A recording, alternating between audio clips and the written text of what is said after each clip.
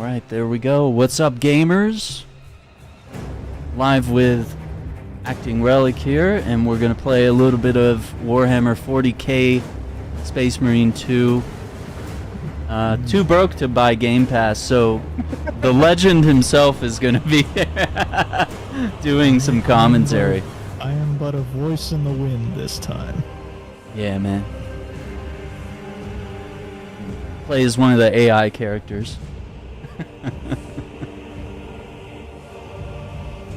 Just hand you the controller that's not plugged in. You do with the siblings or the little kiddo.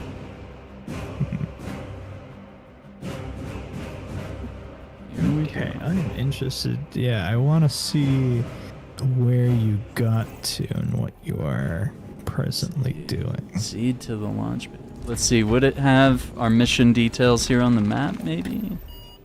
Let's see, campaign. Is that where we're at? Servant in the machine? Tyranid forces surround the Temple of Thasian. Breaking through their lines is the only way to retrieve Marius Luz. Enter the temple, extract the Magos, and bring him to safety aboard the Resilient. Okay. Yeah, I know where you're at. Yeah. We're going back to the city. Yeah. I don't like...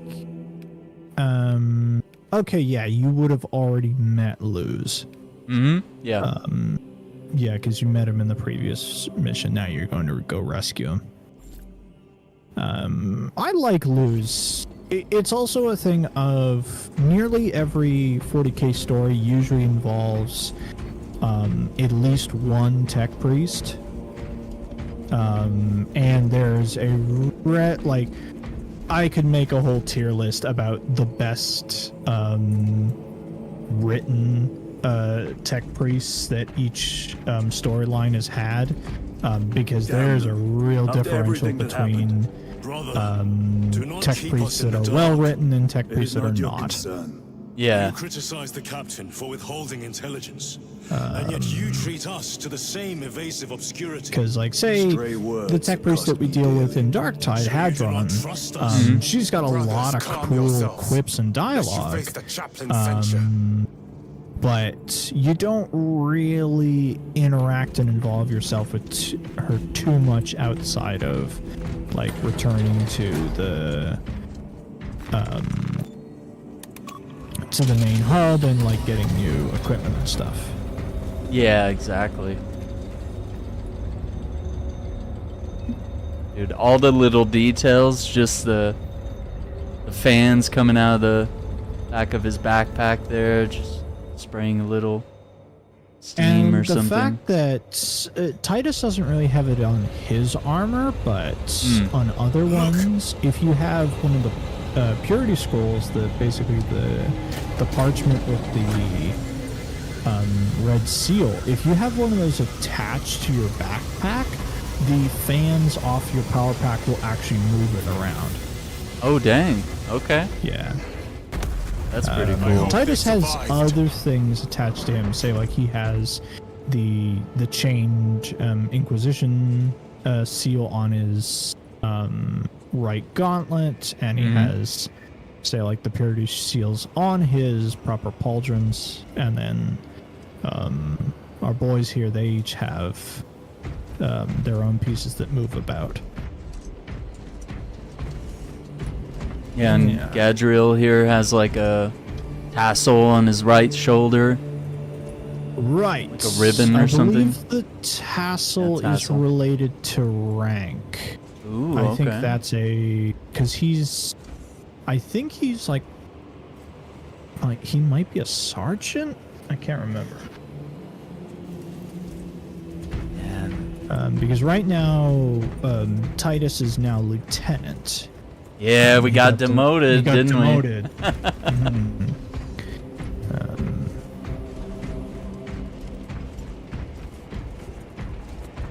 See here.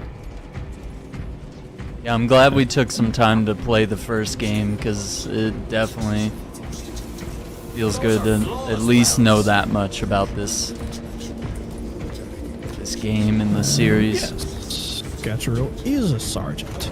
Oh wait, they brought something to study it over?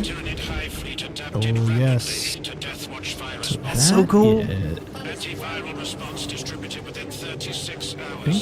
think that's a Karn effect. Yeah. Because we killed it at the end of last mission. That was the big finale.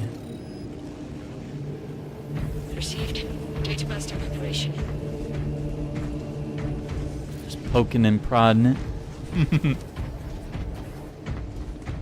Look at how tiny you little baby, man. Oh, what's this over here? Oh, this is the data slate repository. Okay. Yeah, so if We you can find any replay. data slates from your adventures, you can grab them there. Okay, I like that. Yeah, we definitely need to go back and collect a few. Okay. Just missed a few.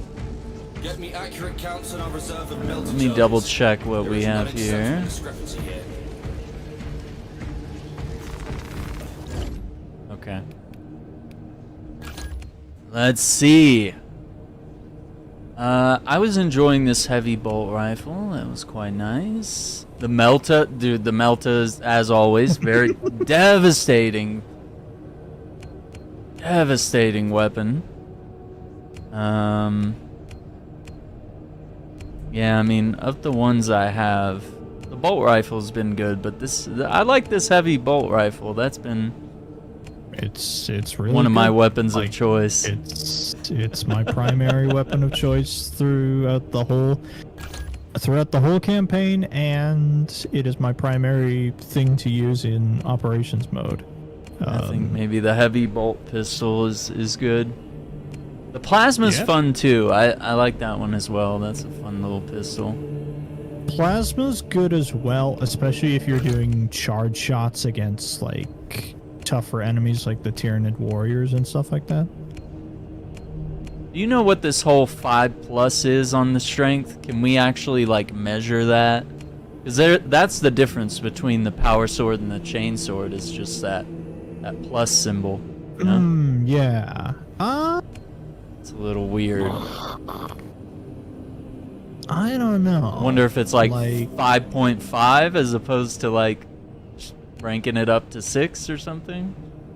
I know what think they're- that might be what it is as well. And it's also Yeah. the chain sword is slightly better for single target, whereas the power sword's better for crowd. Yeah, I started out using the power sword, especially because it's the main weapon for the Bulwark class, but I ended up swapping over to chainsword just because I like the combos more. Ooh, yeah, okay.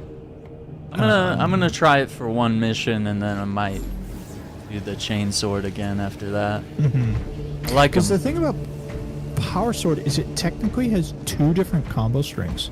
There's one where it's ignited with the electricity on, and there's one version where it's off, and you get different moves depending on which setup you have.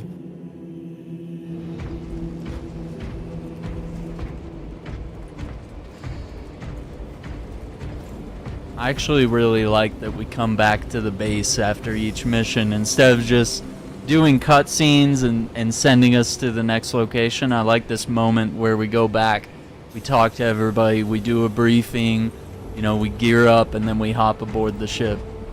I think it's a good process.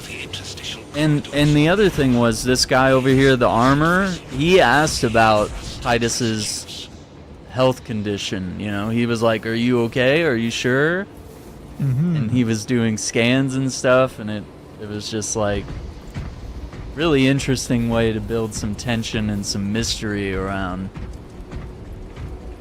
Is there something wrong with Titus? Does he still have this effect with the Brother, you seem warp?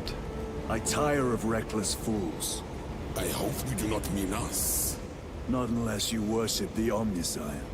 Ah, then I share your distaste.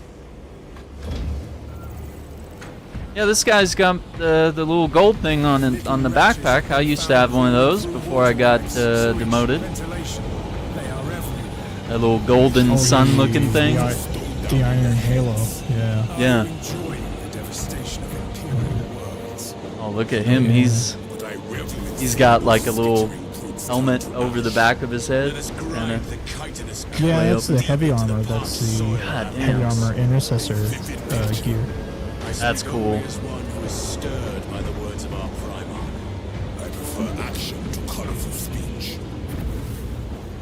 Okay. Guys talking smack. I also love that they have little dialogue boxes for all of their conversations. 'Cause it's real easy to miss what like some character is saying while while you're walking around, man. You don't want to miss out on anything.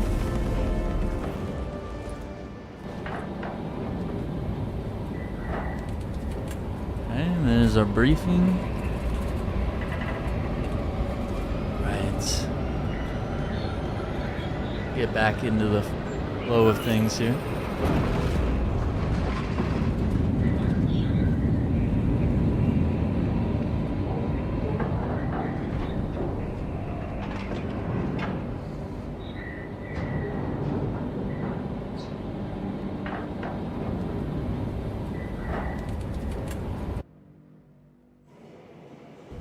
Approaching landing zone.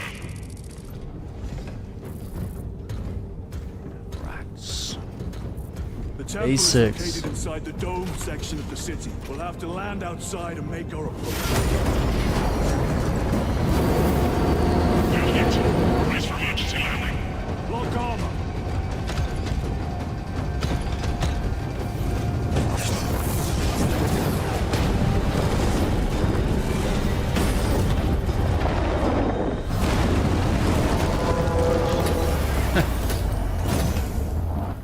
Can't believe they still landed that thing. Oh, what's wrong, bud? Lance of Jove, report. Minor damage. Tank team is inbound. Can we depend on you for extraction? Yes, Lord. We will be there. Very good, brother. The Emperor protects. Make haste. We have considerable ground to cover. Ah, that's so cool. Alright, let me see. I just wanted to glance at the controls for a second, just to make sure. Okay. Parry. Okay. Ability. Reload. Okay, good. Good.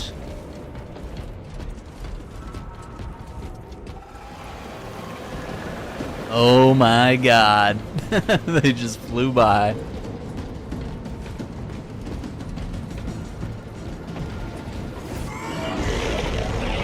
What was that? Well, that's like a neurothrope placed on Overwatch inside that building.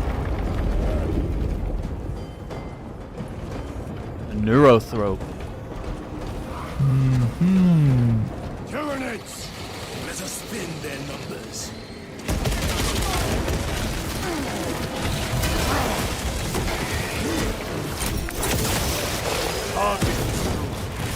Nice. Okay. Reload! See not The only thing I want is a perfect reload system. I think I would love that. Like Gears of War, you know? Yeah.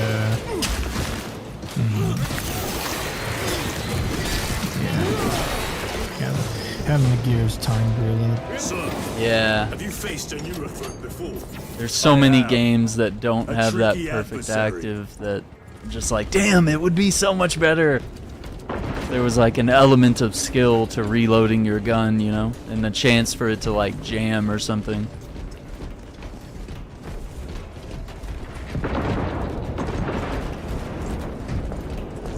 Can't believe this game looks as good as it does. It still blows me away. Oh, look at this! We got the boys!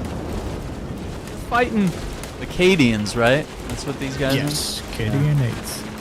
Resupplying. are? Alright, we gotta Bolt carbine. We got power sword.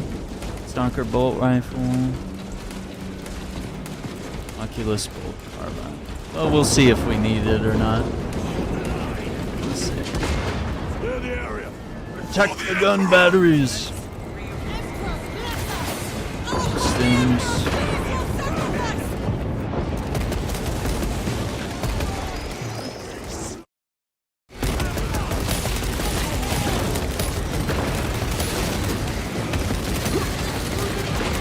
Changing magazine.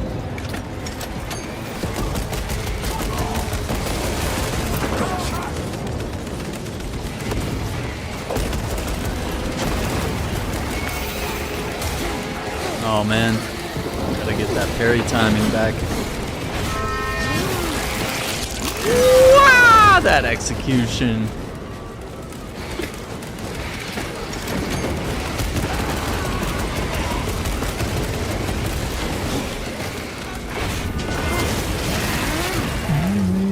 I think they did a really good job.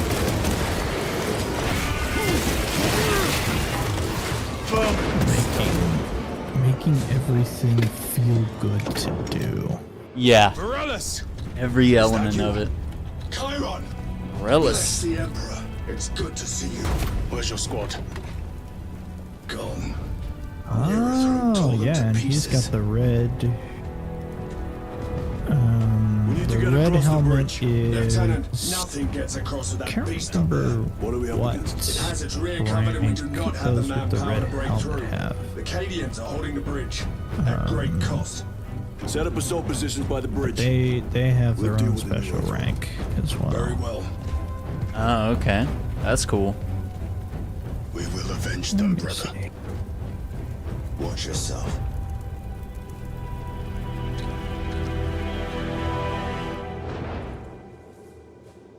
It's dope. What's Alright. our theoretical? A direct assault on the rear guard. Is that it? You doubt our ability, brother? No, sir.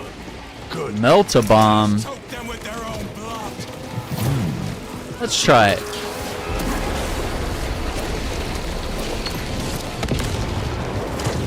Restocking.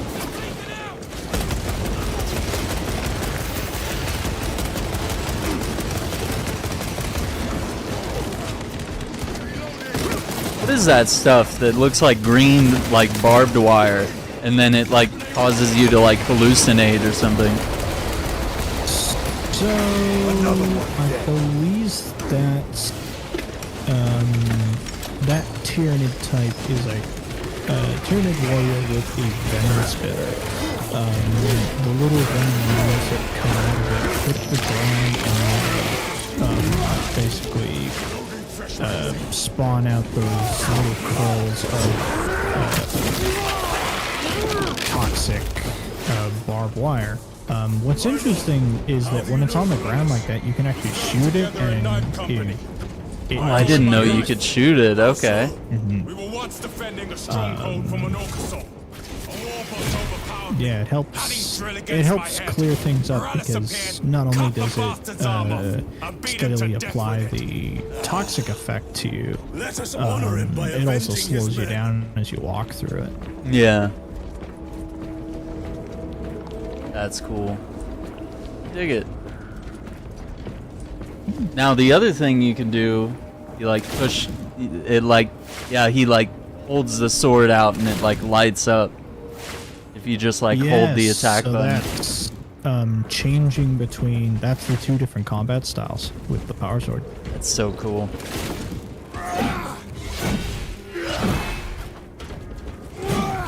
There we go. Oh, I see it. Yeah. Yeah, it is a totally different set of combos. Okay. So the pro gamers will know about that. Okay. And depending on what you are facing, sometimes it ends up being better to use one style over another. Interesting. Yeah, like maybe for crowds you go with the horizontal stuff. And do the vertical things for... Yeah, because you get that stab at the end of the combo. I could see how that could be good. Yeah. And it's interesting when you're in, when you have the powered up version of the attacks. If you attack once and then stop pressing the attack button, he sort of stances up, and then you can tap the button again for a special attack. Like that. Okay.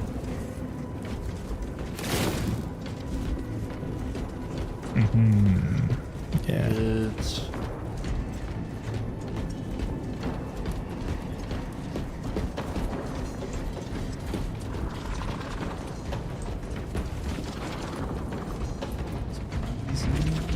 Okay.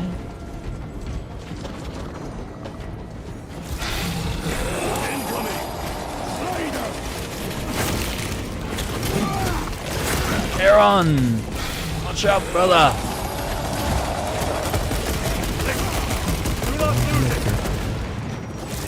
Where is he going? He's like jumping up it. Oh, he went invisible. Okay. That's very good. Yeah.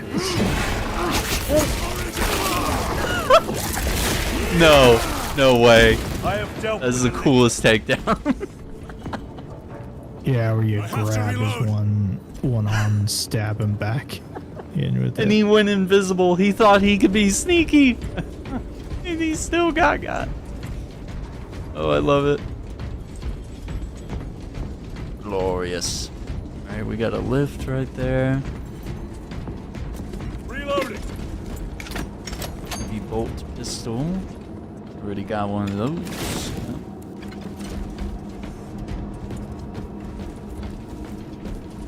Let's see. Oh, our sword and a guardian relic allows self-res. Okay. That's a good one.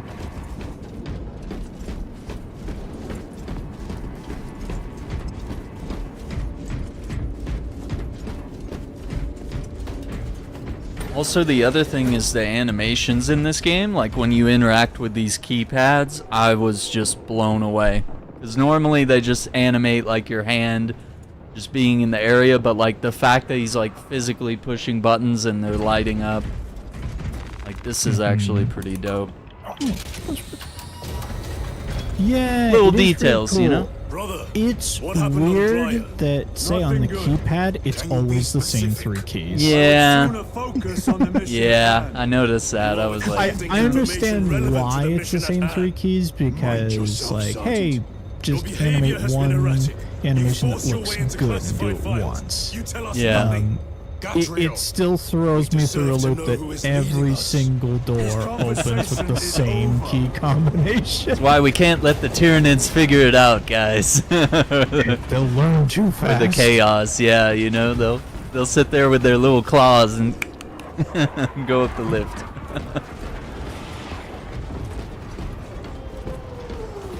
Still such a good animation, though.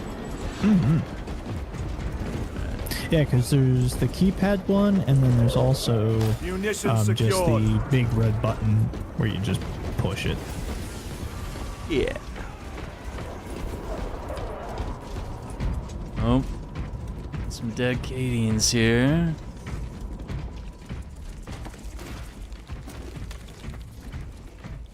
Deal with them. Death seen us.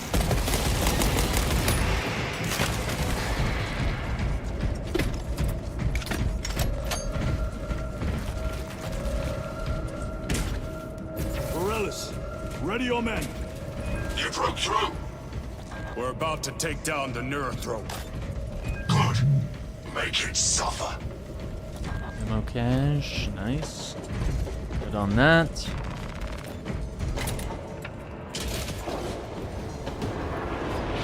Concentrate. Oh, these things. Freaking hate these things. Yep. Fucking zone flips. And in fact, that's the That's our aversion. That's the neurothrope, where there's only one of them, but there's way more. Oh boy.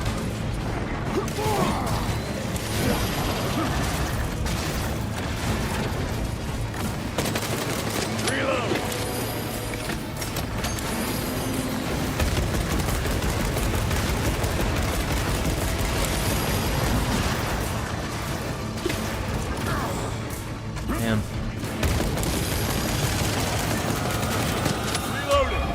Oh.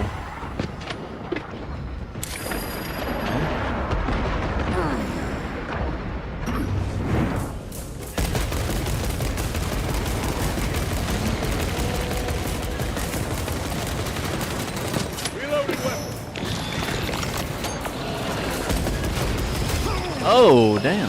Okay. Doing some shockwaves. Gotta dodge through him. Oh, he's got a shield. You just roll through him when he does the waves.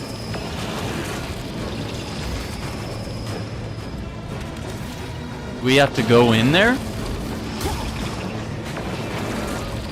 Yeah, you might have to get in range to. You might have to go past his shield and either smack him in the face with your sword or something like that. Okay. Oh, slashed him clean out of the air. That was such a cool counter. Oh my god, why is this game so awesome?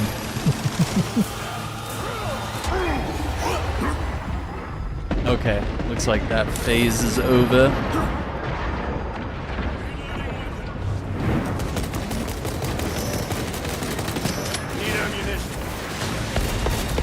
I need to go back for ammo.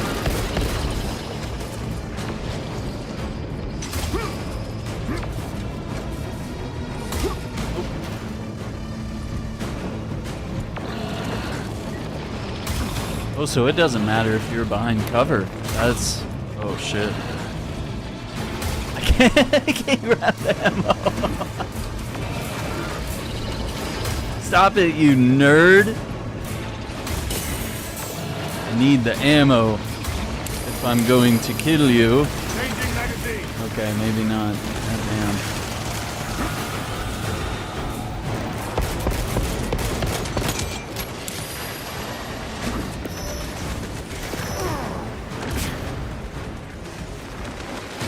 Resupplying. One moment, brothers.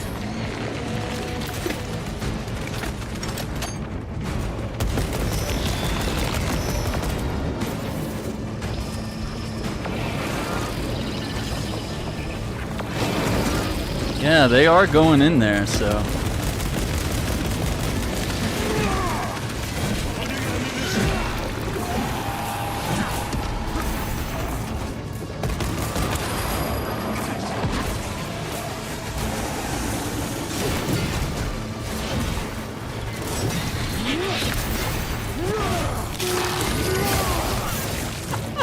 Ah, yes. All right. Oh god. Nope. Laser beam for you, bud. Need to reload.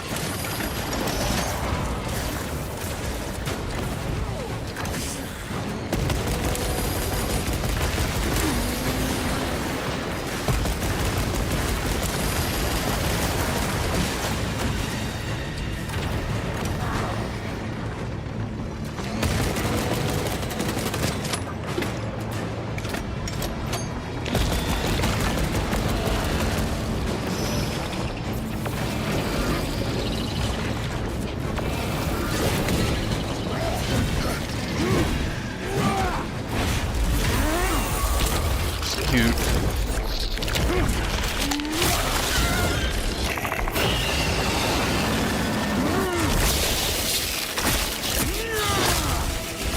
One less neurothrope in the galaxy. Victory is ours, brothers. That's insane. What's up, Hawk? For the Emperor. Your men are clear to take the bridge. By the Primarch, I had little faith I would hear from you again. Will you be joining the assault? Our path leads to the dome.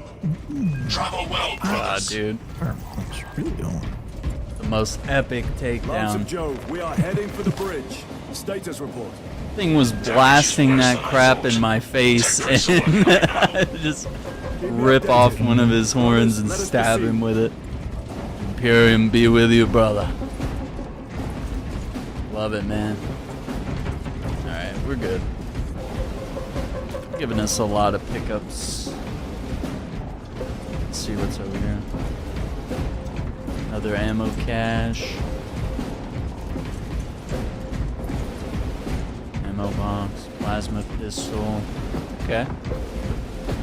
Well, they're giving you options to like switch up in case you made like a mistake or something. You know? And you're like, oh, I wish I had this weapon. Like, it feels like the campaign is giving me plenty of opportunities to switch things up. And I think they also do that so that when you go and play PvP or operations, you can kind of go, oh, I've used these weapons in the campaign. I like this one. Yeah. Yeah, and that's what I did in the first game too. I experimented quite a bit. I was like, I need to know every weapon and how they work and what the names are, so I'm not just gonna stick to what I think is good. I wanted to like We must keep moving. mess around. Ooh, we got a Melta here. We got a Melta, we got a heavy bolter. I wonder if we shouldn't switch it up. Let's try the Melta for a little bit. Yeah, the nice thing about the heavy bolter, at least the way it works in the campaign, is you can kind of take it with you. You shoot through all the rounds of it, and then you just drop it. Yeah.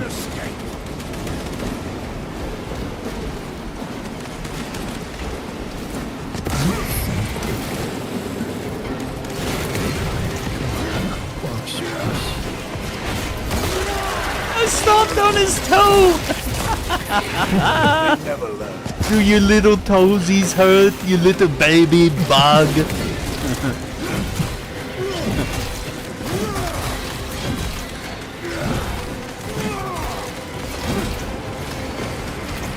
Alright. Dude, look at that. They got tanks, they got soldiers. This is a full-on war on this bridge. Take out those boys.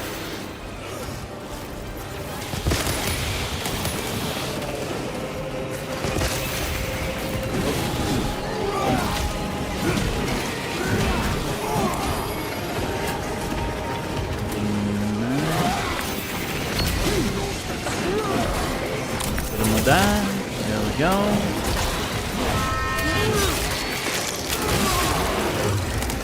Another one down.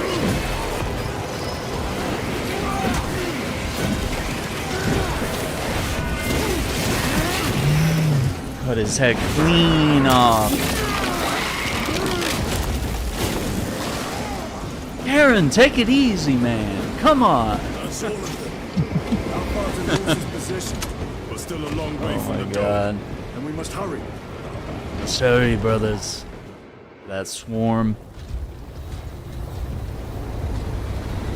Oh, look at that tank. That's so cool. Need a ride, brothers. Sergeant, good to see you. The Acadians have the bridge under control. Yeah, that's the Oh, welcome up. Ultramarines Come on. hover tank. What the hell is that thing called?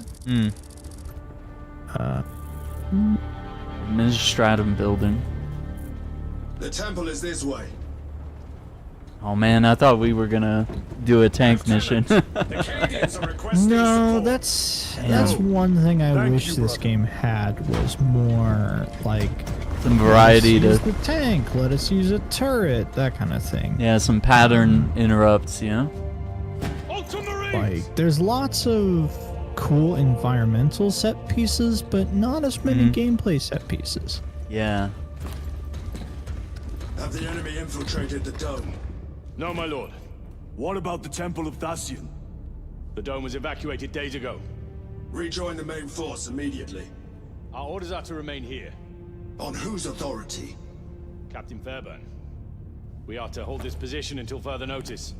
The dome is empty. Now move on. But Sire, I gave you an order. forgive me, my lord. Perhaps there was a communication error. The captain insisted. The deserters. No, no, no. Oh, We have our orders. I could see the look on his face through the helmet. If you are deserters, I'll execute you myself.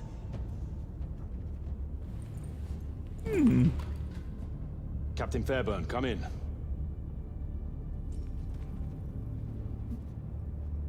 Captain Fairburn, come in. And I can't. Ambush! What? What is that tattoo? Oh no. Are these boys traitors? What? No! And no. I really liked him!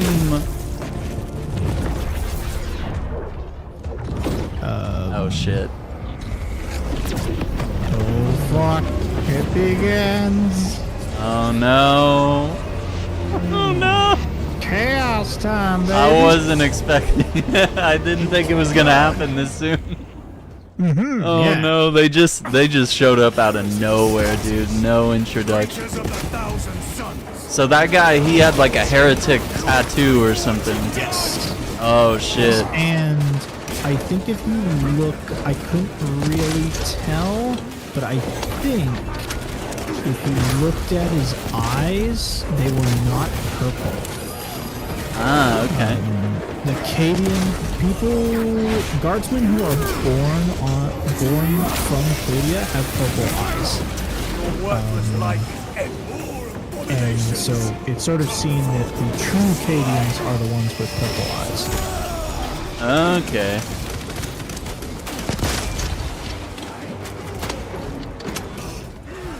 Dude, ripped his helmet and his head off. That's crazy.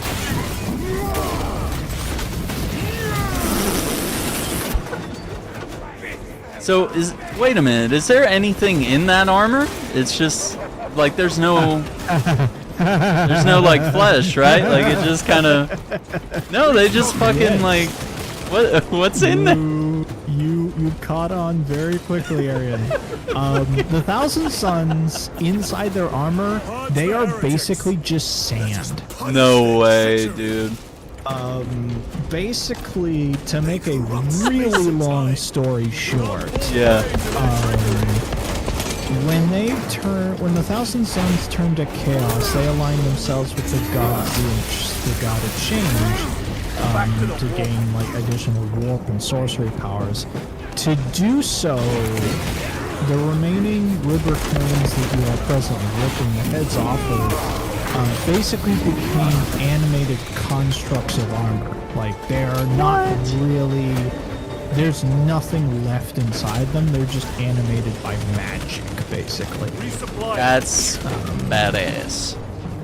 So the human that's left inside of them is basically non-existent for most rubrics. There are some exceptions where you'll see Thousand Suns Marines that you can see there's still some human construct chunk of them left.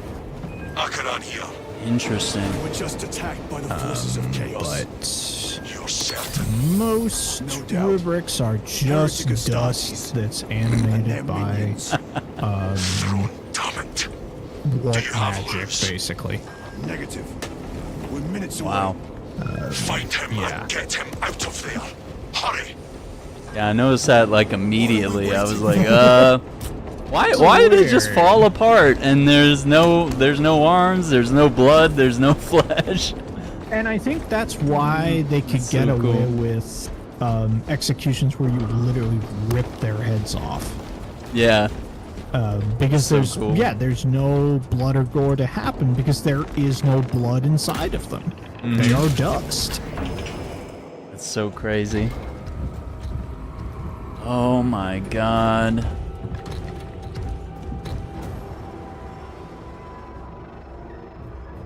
Yep. And there's the taint of the warp. Mm-hmm. Oh no.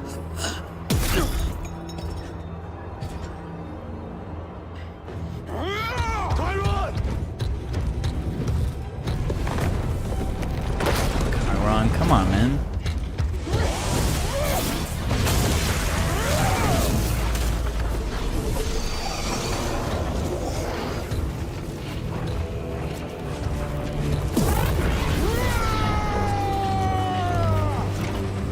Cover him. Yep. I will grind your bones to Dang it. dust. I brought the wrong gun for this. Yeah, the melta. Yeah. Just try to fire a melta across the gap here. Oh, so the demons are back. Okay. Yes, and these are different demons than the demons in Space Marine 1. Okay. Yeah, these are blue looking. Yes. These are... They're called... I think they're called Zygors. They are Zinchi's demons. They're kind of weird. They got like gold heads and stuff. And they're all blue. Whereas... in Space Marine 1, you're fighting the red demons of Khorne, which are much more traditional, like red demons with horns and stuff. Which I believe goes in the bloodthirsters. Oh my god, it's never gonna get old just slamming these suits of armor around. Fucking stabbing them and lifting them in the air like they're nothing. The best is like after they die, there is some level of physics to their armor. So I've had times where like I'm walking up the stairs after I've shot one of them, and you'll just see a chest plate bounce, bounce, bounce down the steps. But we gotta get him, Gadriel. Oh, he leaves the kill for the master. Yeah, that's right. Alright. That is all of them.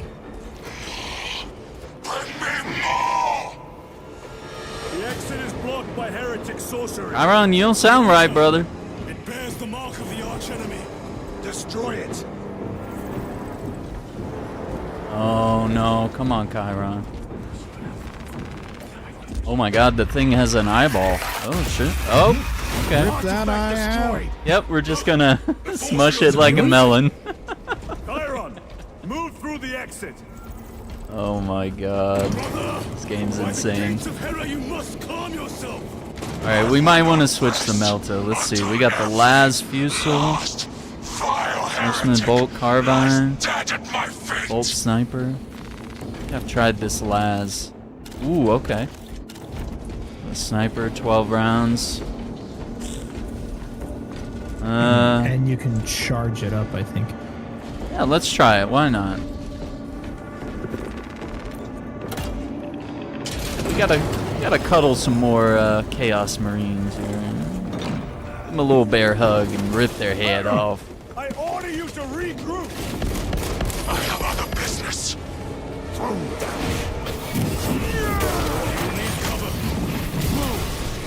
That's so cool. And the sound effects of that heavy armor just hitting the ground. Last Fusel's pretty much one-shots on normal. That's cool. Yep. Oh, we'll be able to...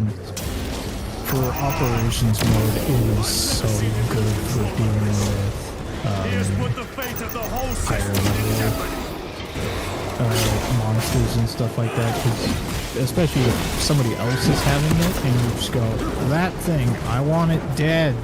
Kill it. Do I need to worry about covering him, or is he kind of good on his own? Your treachery ends now. Yeah, like, Heretic coward. I'm trying to actually, like, help him out every now and then. And also, seeing what the bolt pistol does to, like, regular humans is pretty cool. Yeah. Cool. Yeah, that's mass reactive shells. They just pop. Yeah, the next time you see another group of them around, literally run into them. Wait, say that again? Run into them with your armor. Don't even swing. Like Just run? Walk. Just run into them. Okay. Alright. I'm pretty sure that you would just literally, they will like die because of the weight of your armor. No way. Against them. No way. That's insane, dude. Yeah, this game's crazy. Chiron is fine taking care of the trash, just needs help with the big boys. Yeah, that's fair. Another Guardian relic.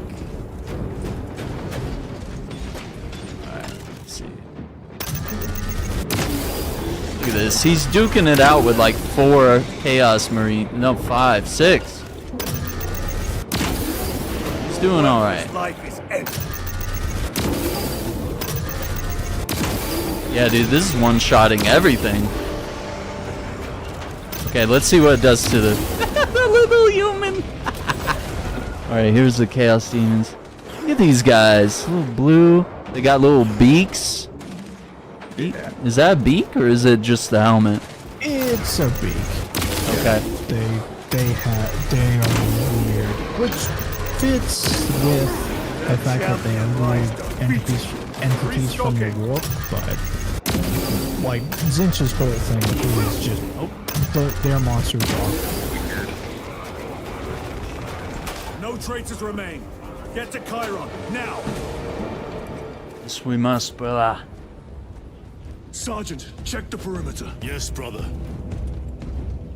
Explain yourself. Need I justify my hatred?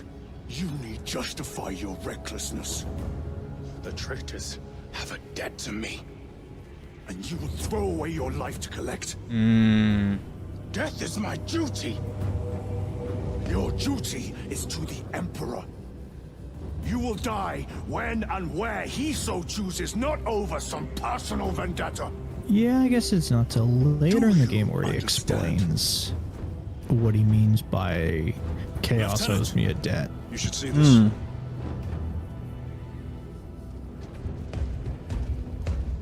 Yeah, he was being reckless, man. And just run into that stuff.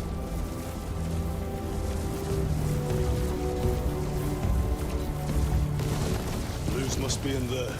They're using Holy shit. No, I'm looking at that statue in the background They there. must generate the shield. I think I know what that statue is. Then purge these abominations from the face of this world. God damn, this game goes so hard. It seems the traitors' motives are unmasked. Oh, this big statue with the... You doubt they wish to stop Aurora. That's zoom St. in. Michael, the Zoom in. Archangel, man. That's him taking care of demons. Yeah. Unironically, you're Not actually far real off. close to what it is. I'm pretty sure that is a statue of Sanguinius. Okay. Sanguinius is the or rather was the Primarch of the Blood Angels. The leader of the Blood okay. Angels. His wings are real. He could literally fly. What? Yeah. So what is he? He's like a god or some shit? Or why is he A have demigod. real... Oh my He god. is one of the direct sons of the Emperor, so he had special human abilities and stuff like that. Sanguinius is pretty fucking cool. That is I did insane. not Yeah, we gotta get a know screenshot. Yeah, that's interesting. Because I as the cutscene was playing, I was looking at some of the... Oh, and you know what? Those chalices that are above where the Chaos Boys are, I think they have the Blood Angels iconography. Let me see. Oh, that's as close as I can get. So these chalices are on the fence? Yeah. Those look like Blood Angel symbols to me. Is that little blood droplet thing in the middle? Is that In the what center, yeah. Which Okay. would be basically their... And are they red? I think they Yeah, are. yeah, it's So, red. what it might You can have zoom. been is that when this world was first discovered by the Imperium, it was discovered by the fleet of ships that were Blood Angels. So in ages past, they made dedications to them on this world. including that giant statue of Sanguinius. So they're big fans. Yeah. I gotta get a photo of just that, because that's pretty epic too. In fact, is that statue based off the Forge World model? It might be. He looks like he's stabbing like a giant snake or something. What is that? I don't know what that is. Got like a jagged spear. Let me have a look. Oh, it's 100% based off the Forge World model. Okay. Yeah, that is 100%. They took the Forge World model and made a more complicated statue with it. Photo mode, dude. Oh my gosh. Okay, Shadow Wizard is dropping some big words here. Sangors are demons of Siege, and Siege's whole thing with his demons is a bird theme. Okay. Yes. So you get to pick your own design when you make your demon. Yes. You're like, I want bird demons. Sanguinius had little angel wings because he mutated because of the plant his gestation pod landed on, which is Ball, and Ball is basically a giant desert, a whole lot of radiation. Oh my god. Yeah, I appreciate all the lore. Just make sure you're not like going into anything that like spoils the main story. But I do appreciate all the comments. That's really cool. There's so much to learn about this game and the world. Dig it. I love that you can just sit here and admire the set pieces and stuff as you're moving through. You can just see like hordes of enemies storming in. Oh, we got a data slate here. Encrypted audio log available for listening and transcription. They cried out my name, but I stayed hidden. My position, my rank, my life is worth more than theirs. I am of the Adeptus Administratum. I am of the Departmento Exacta. I pay for the war. I am instrumental. I pass on the tithes. I open the purse that keeps our defense guns charged. Oh, they told the cultists where I'm hiding. Huh. Okay. What we got here? Melta bombs. Let's try it. Do you know what the Imperial Tithe is, Aaron? The what? So that audio log was about an officer of the Imperial Tithe being found by the Chaos Worshipers. Do you know what the Tithe is? No. It's the Imperial IRS. No. So It's he's the dodging tax his taxes. The Imperial Tithe is tax collection from all the worlds in the Empire of Man. Generally, it's kind of a combination of money, supplies, and X number of recruits for the army.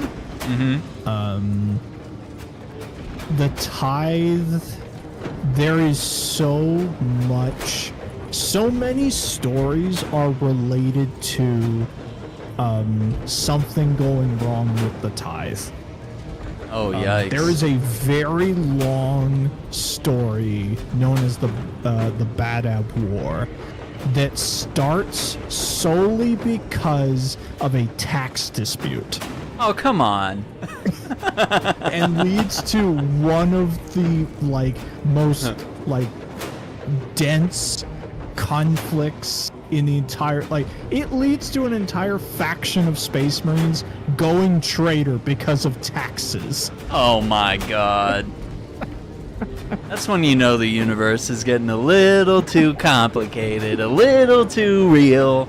When some writer inserts his own IRS investigation into a 40k lore. That's crazy, man. Yeah, you should get into the books, Hawk. I'm gonna start with the audiobooks. Andrew, remind us what some of your recommendations were for people that are getting into it. If you are brand new to the 40k books and you want a starting point, I'd say your probably best starting point is First and Only, written by Dan Abboton. It is a really good guardsman book that kind of sets the stage for a lot of different styles of 40k writing. You get to experience the 40k world from the perspective of regular human beings, which gives you a lot of context of what's going on. If you really like the TV show Band of Brothers, Oh, yeah. you'll really like First and Only as a book. I love Band of Brothers. Yeah. Then from there, you can kind of... The way that I always look at it is that you can kind of go to different sort of strings of books. So say you want to follow books about something that you find interesting. Like, hey, I want to read books about the Dark Angels. So let's see what books are available, and hey, we go with this one. Or you want to go, oh, I want to learn about this storyline. I want to learn about the War for Armageddon.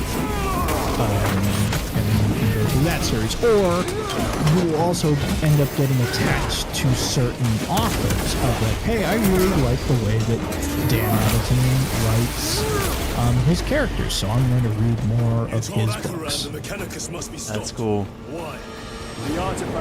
That's a good way to approach it, man. I hope that helps Hawk, man. I just finished going through the book number 1 in the Horus Heresy series. I will probably never finish all the books in that series because it would take me an eternity to do it. Right. That said, Horus Rising book number 1 is very good. Oh, damn. Okay. Oh, yeah. It is one of the best Space Marine books because the characters that you deal with in the Marines have so much character to them. They are interesting people. That's what makes me excited to get into this, to reading that, because you don't always get that from everything, and nowadays I'm starting to feel like a lot of the writing is really bad, like a lot of TV shows, a lot of other media, and just this tiny dip that I've taken into 40k of playing both Space Marine games and Darktide and Vermintide and all these other games. It's like there is so much here to get into and just be a massive nerd about, and it's deep and it's interesting. That's the other thing. It's not just fluff. Yeah. The best 40k books are ones that are written from multiple different perspectives. Say one of my favorite books that I have gone through is, let me get the exact name here because I always want to call it one thing or another because of all the different titles to it. Come on now. Yeah, we're definitely excited for the TV show. I'm hoping it's good. I'm hoping it's good. It's in Henry Cavill's hands, you know. He's a big fan. Hopefully it works out. I have what I want that TV show to be, and just for them to just do Eisenhower, I think that would be really good. The trying book to is run Hell's through. Reach. Hell's Reach is a very good book because it Oh my god, you do knock him down! Look at that! Little human peasants. Oh my god, that's hilarious. Oh my god. That's so cool.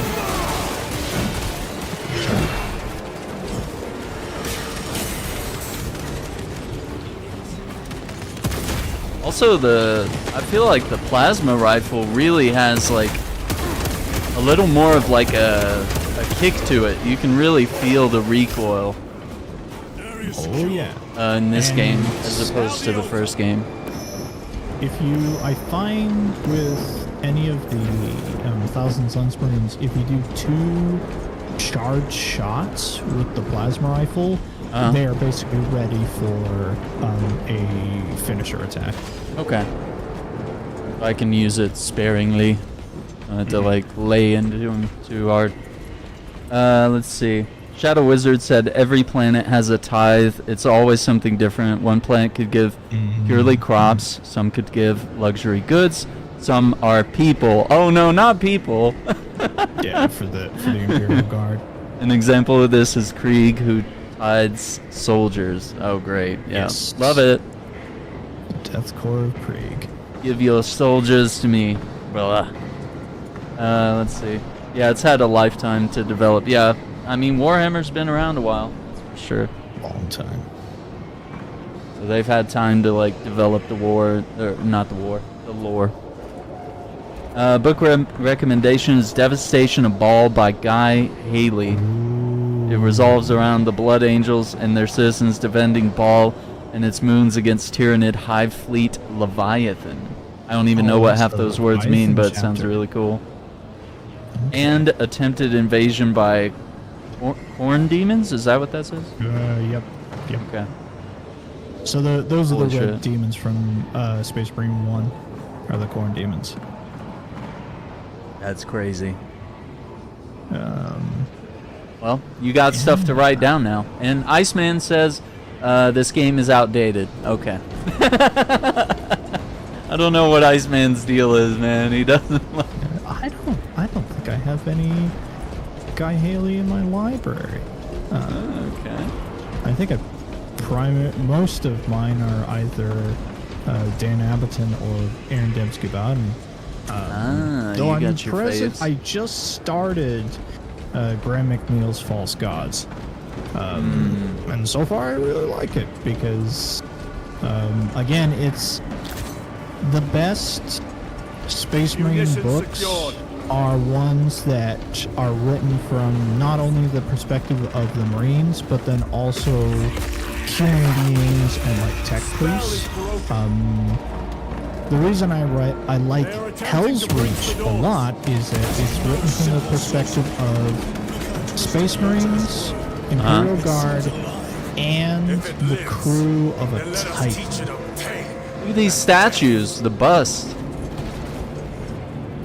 Oh yeah, those are 30K era Space Marine armor. Okay. Yeah, they looked a little retro. Okay. Alright, this is cool. What's up, little killer? How you doing? Yeah, we'll wrap up some Wukong soon. I don't know, it's a long game. It's much longer than I thought it was. I'm only in like chapter 4. So I need to dig into Wukong at some point. I'm just drowning in games, man. I got this. I got Wukong, Star Wars Outlaws. I picked up Jedi Survivor. You know, we got Dragon's Dogma 2, just got some patches.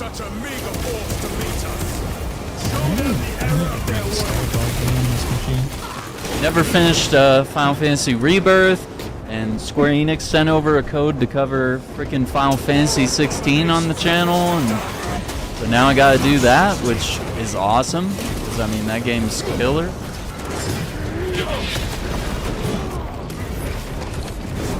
Just pretty dope that Square Enix even knows who I am. I'll take that. Seems to be a win. Yeah, you're right. It only took like 1 or 2 shots to get that. Damn. Dude was execution ready. Earliest versions of the power armor worn by Space Marines during the Great Crusade. That's crazy.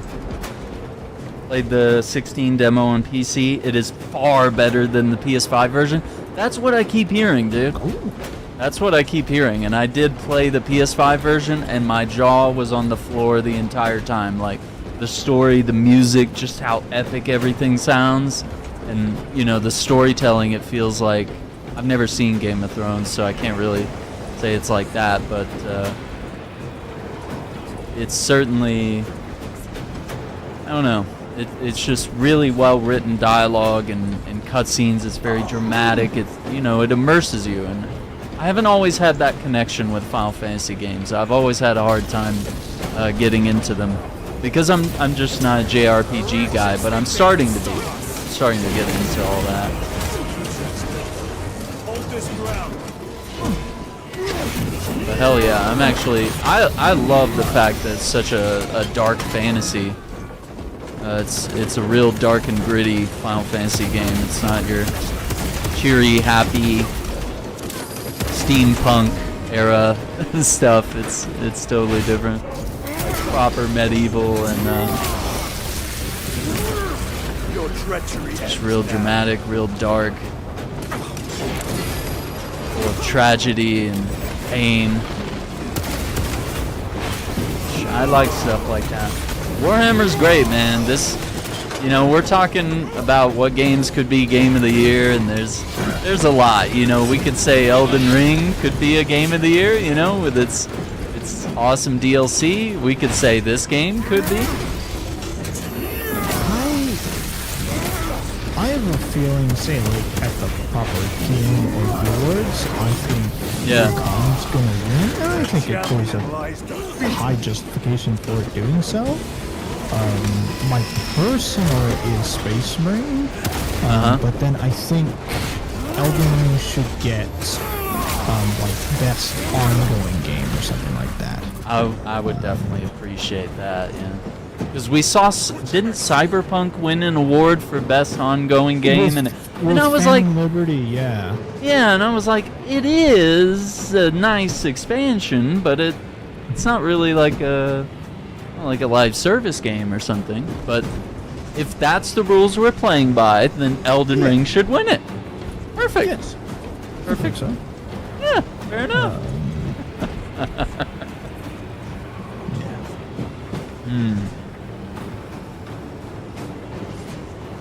Performance on PS5 is subpar.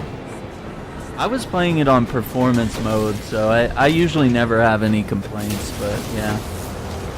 But yeah, I mean, it shows what PC is capable of doing, for sure.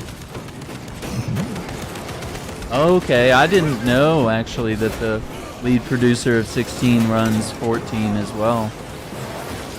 Oh, yeah. Shit, maybe I would actually like 14. I've been avoiding that game like the plague, but you know, maybe it really is a critically acclaimed MMO, you know?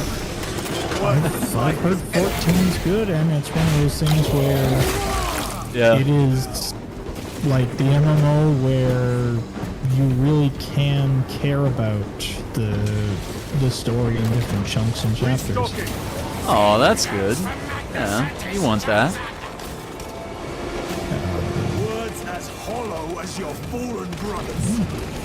It's kind of one of those things where people speak of it so highly it kind of turns you off. And that happened with Breaking Bad for me. Like, everyone's like, yo, Breaking Bad's the best show. Like, fuck Sopranos, you know, fuck every other show you've ever liked. And I'm like, yeah, that's a great way to make me, you know, and they do the same thing. They kind of glaze you with Final Fantasy 14. They're like, oh my god, it's the most critically acclaimed RPG. Let me type a whole paragraph in your chat about how awesome it is, and it's scripted. What's up, Raging Girl? How you doing? Yeah, that whole deal. So, I don't know, maybe you guys have something going there, and I've just been inundated by all the people trying to force people into loving it. Oh yeah. Fighting as the icons in 16's epic, yeah. That was kind of one of the parts that had my jaw on the floor, was like watching Clive and little kid. He protects those icons were duking it out. Epic orchestral music, you know, just massive, incredible themes. Alright, now we can destroy the altar, I guess. So we had to, like, capture it for some reason? Yeah, it's a gameplay way of explaining why you can't just run up and grab the thing and crush it. It's one of those things where in character it doesn't make a lot of sense. From a gameplay perspective, it's like, oh, okay, capture the point. Yeah, exactly. Oh. Lance of Jove, stand by for extraction. Affirmative.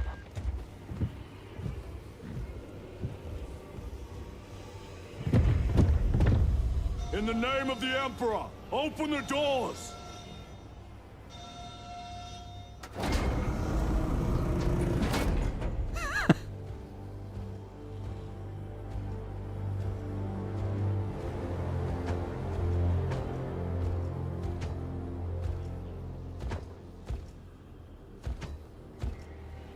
Morius lose.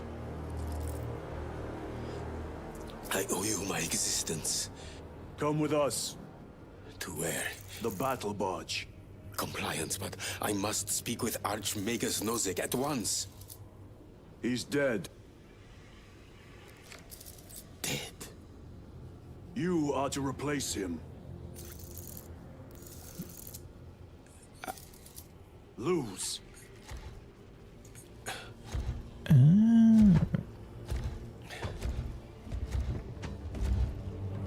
That guy's more machine than man.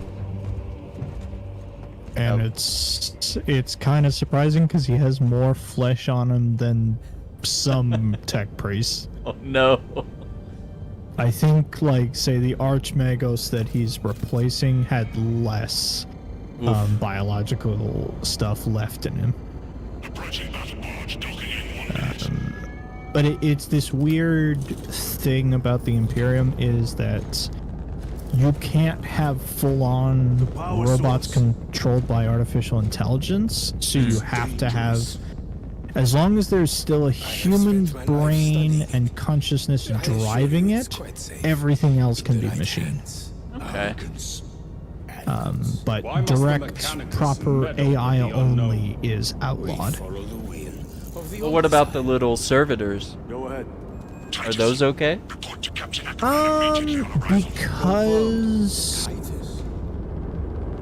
Because technically, say like the servo-skullin is on Liz's shoulder there is technically a machine, part but of he is controlling it, so it's okay. technically within his control. But the other ones that fly servitors around, that we yeah. see, moving stuff around and whatnot. I think because they're technically linked to a larger consciousness that is driven by a human, they're okay. But it's mainly around you can't have Imperium and Man directly outlaws any sort of full-on artificial intelligence. Yeah, it is. The little cables are coming out of his backpack. That's so cool.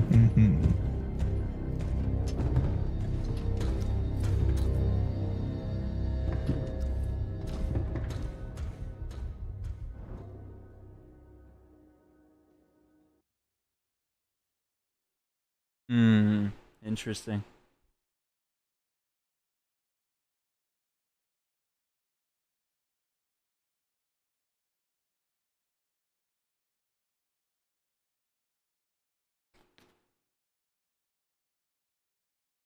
Oh, happy birthday, little killer.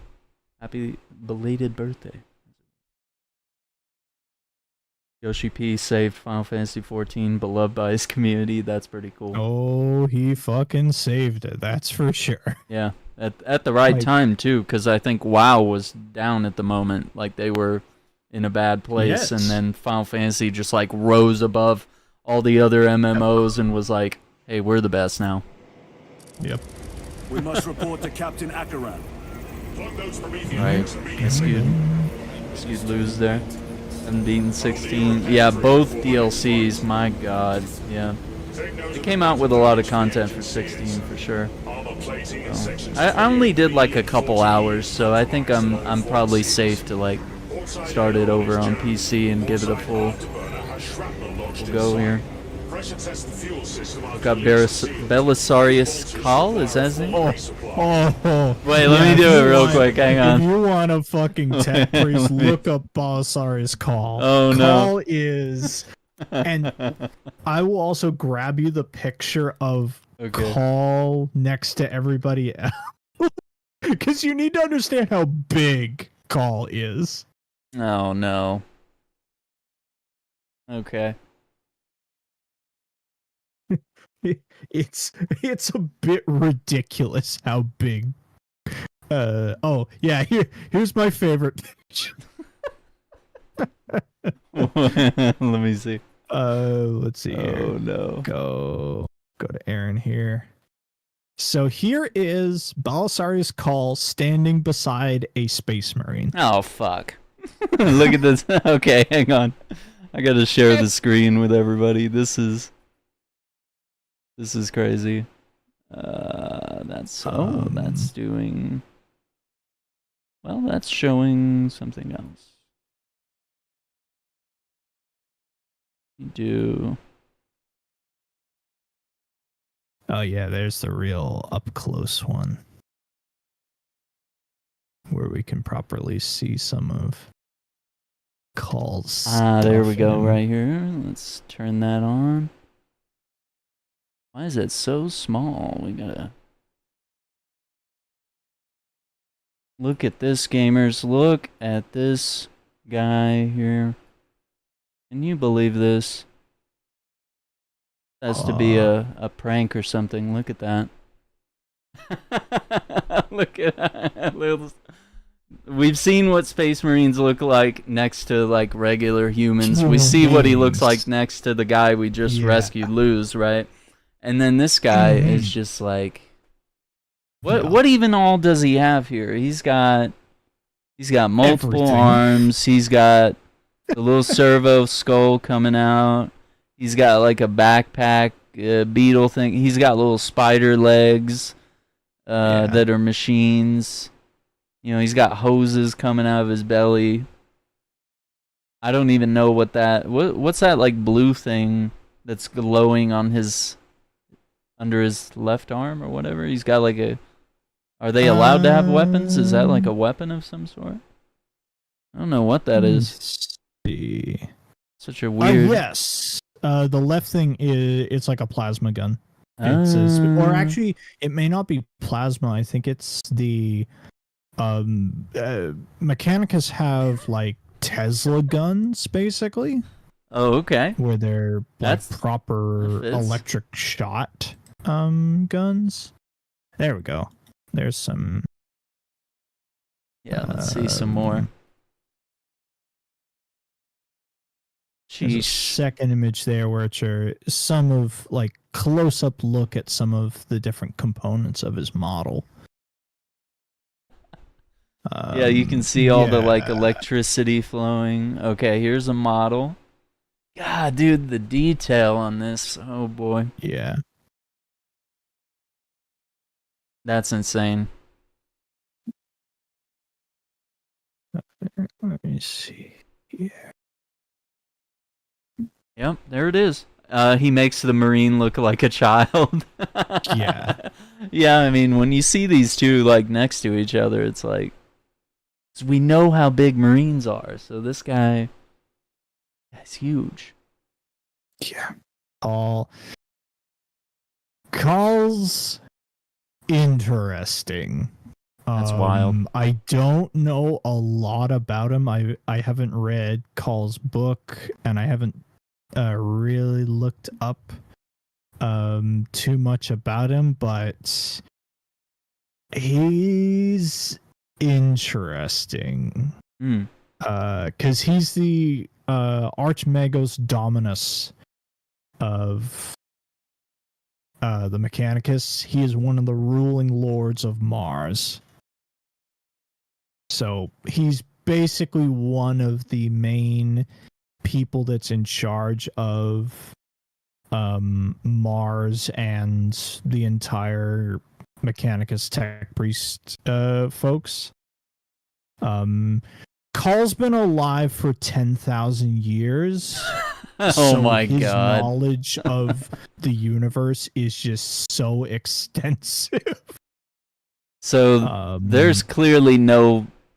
Well, okay, so you said there still has to be some organic life. What's organic in there? His brain, is that it? Like his brain and his face. Basically, his head is the only organic piece of Call. I'm gonna pull this picture really up. Human. Yeah. I would say. Yeah. Call is the person who developed and built the Primaris Marine program, which Titus gets turned into a Primaris Marine at the beginning of Space Marine 2. And Call is directly responsible for creating the Primaris program. That's insane. Look at all these details on the figure. Like, I just pulled up the front, like, full shot of the figure here, and he's got, like, all sorts of... He's got, like, Dr. Octopus claws that he can... Doc Ock stuff. Like, come on, man. Ridiculous. Yeah. And then we got a picture of Henry Cavill for no reason when you search for this. He's just his inseparable from claws Warhammer. Are called the Mechadendrite Hive. Oh my god, of course it has a name like that. You can't just call him that, you know? You gotta have something eloquent for it, you know? Let's see. Augmentation cult mechanicus is pretty much the more augmented you are and the less flesh you have, the higher in rank you are. Cal is an archmagos, which are basically chief scientists. Okay. Yep. Makes sense. Yep. Gee. Oh, clip channel point redemption for ADEM vertical plugin. Clip channel point redemption. You can do that, Raging Girl? That sounds really cool. That's a Twitch thing then, huh? Cool. I need to look into that then. That could be really dope. So, channel point redemption. So that weird thing that he has. Okay, so he has. So the two weapons that Call has are the Arc Scourge. The raw might of motive force dances between the splay claws. Okay, so he has basically there's a lightning weapon that he has, and then I think the glowing thing that it's in his left hand is the solar atomizer. Oh, of course. Yeah, it's not just the Tesla gun. Highly It's advanced melta gun. Oh no! No, So you can't just give him that. Basically, it's a melta gun. Oh my god! But like where melta guns turn things to sludge or disintegrate stuff, his turns it into like it destroys it down to the atomic level. So he probably one-shots things with that. I mean, because the melta... You can run Call on the tabletop. I've never known like if he's really good on the tabletop. Yeah. It's also a thing of because he's a high priority character. If you play against people and you put Call down, it's like, well, I'm gonna kill Call first, right? I'm gonna take out the most important thing that you have here. Oof. Good luck with that. Yeah, look how tiny these little guys are. See, I swear in that cutscene where the one guy was a heretic and then they panned back to the soldier with his helmet on, I was like, dude, I swear I saw his eyes, like, get angry. I could just see, like, even though he had his helmet on, I was like, that dude is beyond pissed once he saw that tattoo. Every small task. He was like, nope. What was that between you and Luz? Irrelevant. I disagree. That is your right. Brother, we only want to help you. Help? You almost cost us the mission, and now you speak of help. Yeah, there's some serious trust issues going on here. Because Titus doesn't want to share his past, because it could stir some more controversy. And these two are being nosy as all hell. The entire campaign, they've been like, I wonder what Titus is hiding. The entire time. Okay, we got a little... They're having like a little meeting over here? What's going on, guys? Little prayer session, maybe. Ooh, what is that thing that they're all connected to? They like downloading updates. I wonder what. Hang on, let me photo mode it. Let's see. Are those little servos like in the in like little? There's like little skulls in there. You see that? Those are servo skulls. And they're just all these tubes coming out and going into the guys. Okay. So that thing might be like a repository of knowledge. Where these cables go? Are they going up their they're going up their robes? I don't know. I don't know about this one, guys. Look at these axes, though. I mean, we get to admire all this stuff up close now. Look at that. They got their proton packs. Oh, this guy's a chainsaw on his arm. Okay, a lot of them have chainsaws, actually. Okay. Look at these guys. Yeah, this has turned into like a whole lore stream at this point. Like, you wanted to see us play the game? What are you here for? What? Oh, look at this. This guy is a drill. Look at that. Yeah, that's a proper working servitor. Okay. And his other arm, he's got like a big pincher. Basically pliers, like, holy crap. Yeah, that's... Instead of being forklift certified, you just get turned into the forklift in 40K. Oh no. Is that still a thing? Oh my gosh. Michelle, you're crazy. I can't believe you did that to me. Cal also has a clone of Gulliman and his personal ship known as the Gulliman Inferior, which exists to talk to Gulliman. Gulliman also has a copy of Cal and Cal Inferior. Lore, stream fire. I gotta set a 2-minute timer. Echo, set a 2-minute timer. I forgot I had those channel points. It's 10K and I gotta talk like walking for 2 minutes. Anyway, Fabricator General of Mars is even bigger than Cal. Uh-oh. That's crazy. Yeah, is there a picture of what the Fabricator General looks like? I am the law.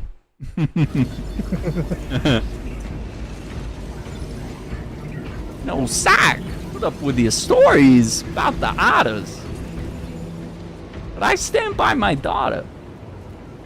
Wow. Yeah, there's that art at Calvor Hall. Oh my gosh, I missed that. We've inspected uncertified melter rifle crate 06.77C.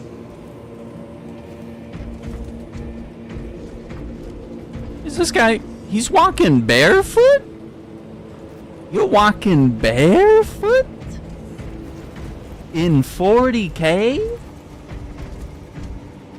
Walking barefoot in 40K? You crazy. Servitors are punishment for various crimes, and also honors in certain cases. You can tell the crime by clothing color. Red is insubordination. Oh, okay. These remember in Darktide when you created your character and you had your different colors? Yeah, yeah. Of your wardrobe? That's part of the crime thing.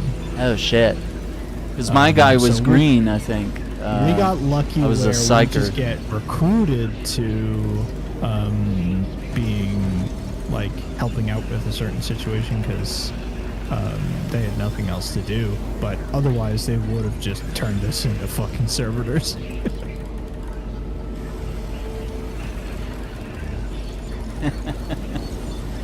That's awesome. Yeah, I liked having all those like super cool powers. I still want to play more Dark Tide. It's a lot of fun. Yeah, I really enjoyed that character quite a bit. Alright, we gotta go brief with these guys. See what's going on. Wait, I wanted to do... Look at that. We can see the ships outside. Look at that.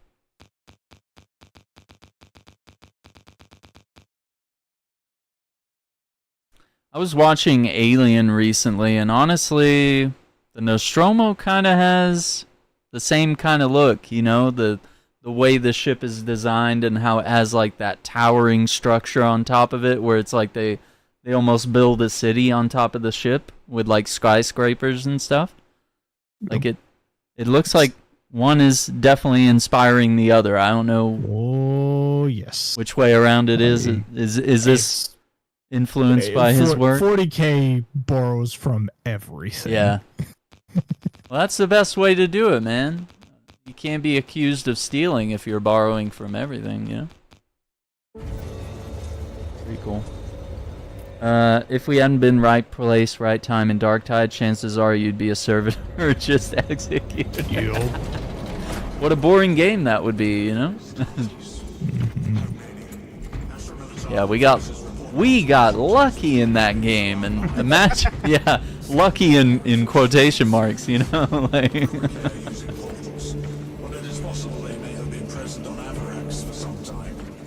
We're still suffering from the Vox jamming around the astropathic relay. Yeah, eavesdrop on their conversation here. So that's all.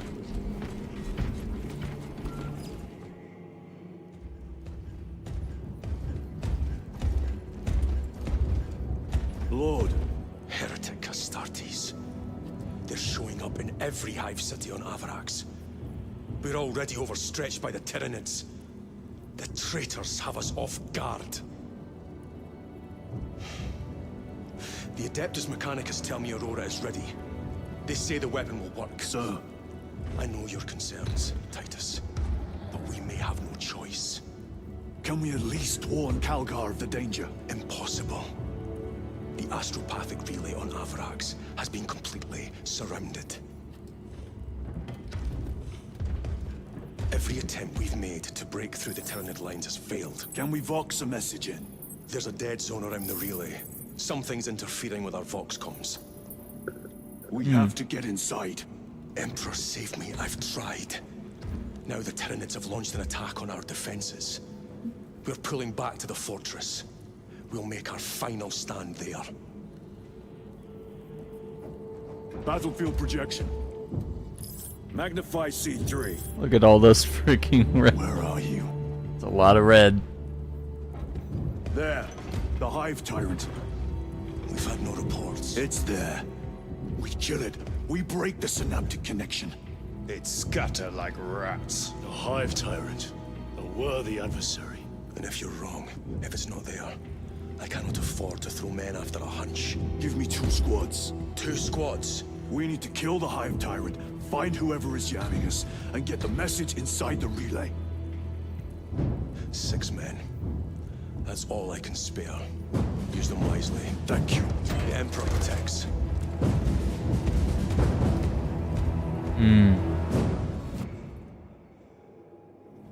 Okay, so when he says 6... Oh, hang on. Receiving. Yes, go speak with the chaplain. Acknowledged. Okay. So he says he can spare 6 men. Is that... That's the same as 2 squads, right? Or is that different? Or is he giving me less than I asked for? Does that make sense?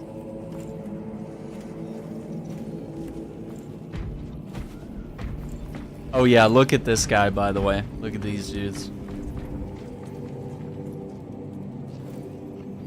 They got the wings on the mask. Yeah, though those guys with the winged masks, they're the honor guard for Ultramarines. So cool. Red You cape. can actually, Bulwark can unlock that armor. I must have this someday.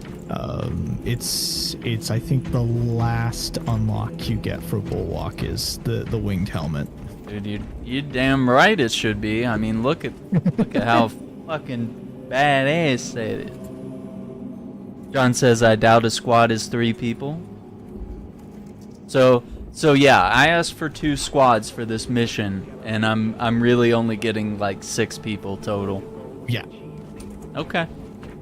I just wanted to understand if he was actually saying like, I can't give you what you're asking, but I'll give you this. Guess why it's 2 squads totaling 6 people? Because they're busy elsewhere. Is that? No, because it's 2 3-man teams. How many players are there in the operations mode? Yeah, 3, right? So the 2 missions that Titus sends them on are 2 of the missions you do in operations. Operations and campaign run parallel with each other. I like Things that you do in operations are the side missions that Titus and friends aren't doing. So one of the missions is to go kill that hive tyrant. Yikes. Yikes. Yeah, I noticed that. I think they mentioned that when I did like the first actual mission after I was an ultramarine. They like kind of told me that the operations ran alongside some story events, and I thought, wow, that's really cool. I didn't think they were going to do that. Full Space Marine squads are 7 people, 1 squad leader, 6 other Marines. You can see a full squad later on. That's all I'll say. Yeah. Well, I guess for this game, it kind of makes sense that we're getting 3 and 3 in that context. So yeah, I guess Titus was asking. So if that's true, then Titus is asking for 14 Space Marines to go in on this mission, and his reply was, "I'll let you have 6." That shows how desperate and just shitty things are, I guess. I don't know. We can only spare so many men on a hunch. That's pretty cool.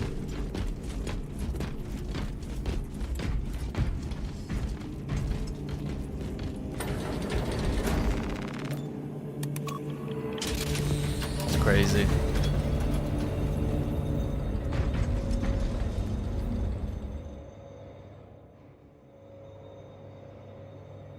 If the chaplain wishes to see you because of my transgressions, I will take full responsibility. I gave no report. I have yet to decide if you require formal penance. Yeah, that's right. That's right, brother.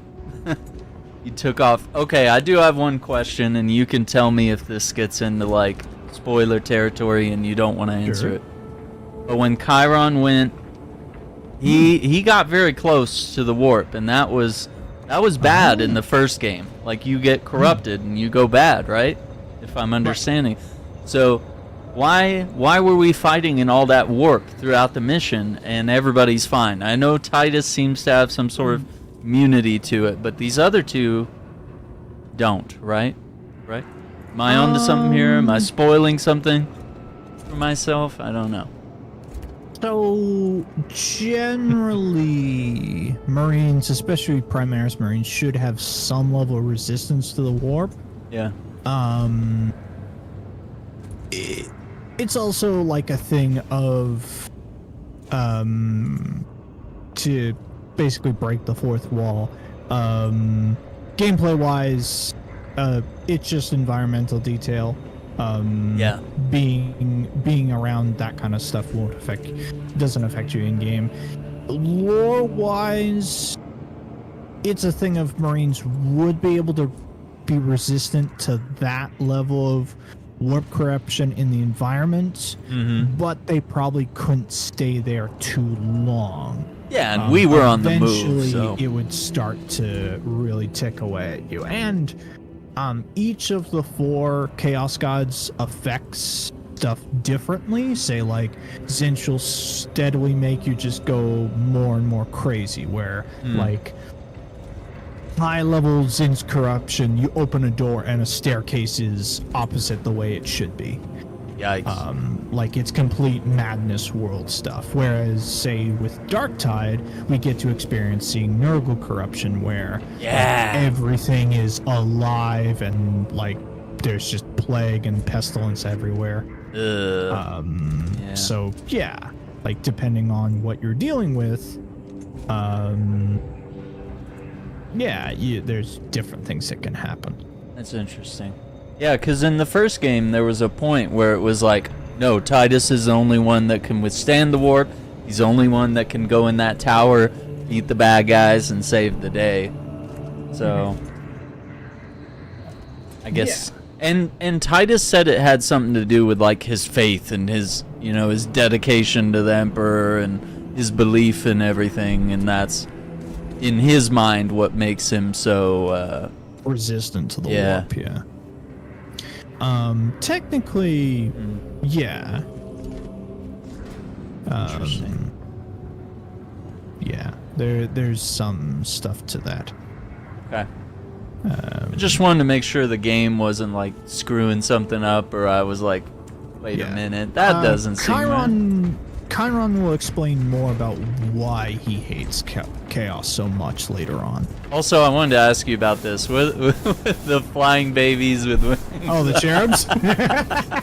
There's been so many posts on Twitter where people are experiencing 40K for the first time. Yeah.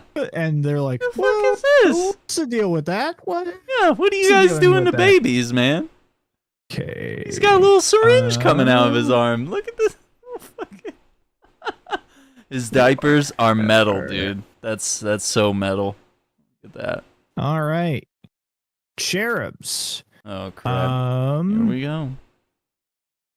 Cherub is a cybernetic construct created by the biologic department. They serve various purposes, including the Inquisition, Adeptus Sororitas, Space Marines, so on and so forth. They carry various things around. They basically think of them as carrier pigeons. Is the best description I can have. Of course, because they're in the bird cage and they got the wings. Yeah, it makes sense. Oh my god! And even they look at them. They even have little. Yes, cherubim are usually grown from pre-selected genetic templates in vats or cloning tanks. That's crazy. In many ways, they work as servitors. So they are vat-grown cherub babies that fly around and deliver mail. That is their function. It's the post office. Hey, Harry Potter has owls, 40K has cherubs. My god, dude. And he's got 3 little ribbons on him. He's got some he's got dedications of service. He delivered. Yeah, this guy doesn't have any. He's kind of a loser. But he's got a little gas mask and a little mohawk of metal. Oh boy.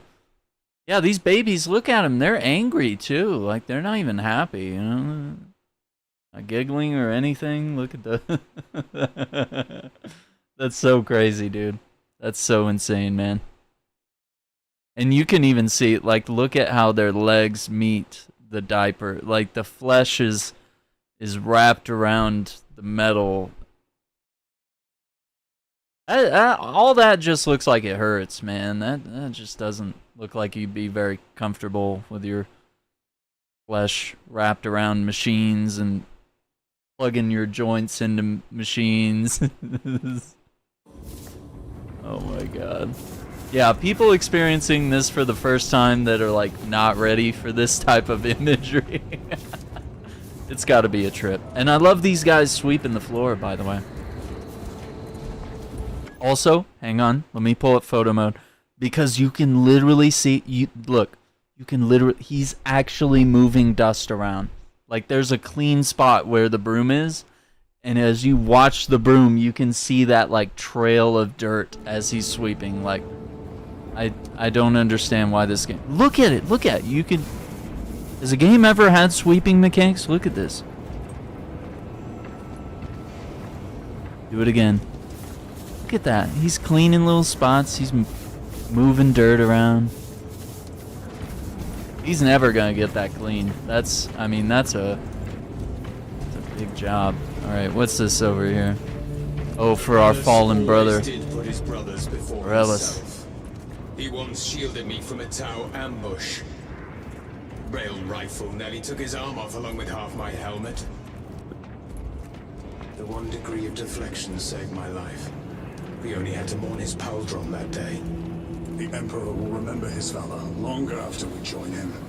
Forgive me, brother. That's so cool. They set up a little vigil for him. Yep.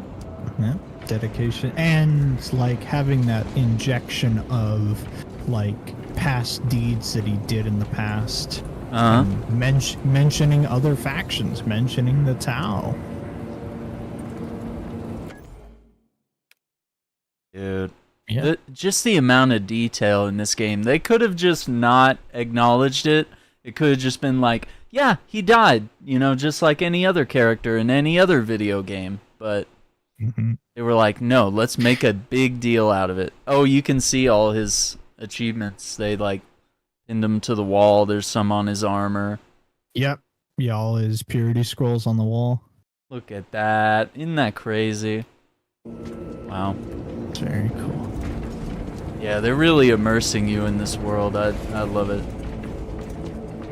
One thing people I have want to see pointed the out, other side. especially newer people who have not seen a lot of 40K, is just like, who manages all the candles that exist on this barge?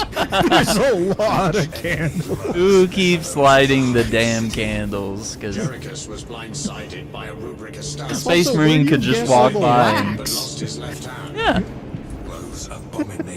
Yeah, where's all the wax coming from, guys? There's probably some fucking aggro world that is nothing but just hives of bees that produce wax. Right? And that's their tithe, huh? They're the candle makers. Yeah, they're the fucking candle and honey makers of the entire, like, that quadrant of the Imperium.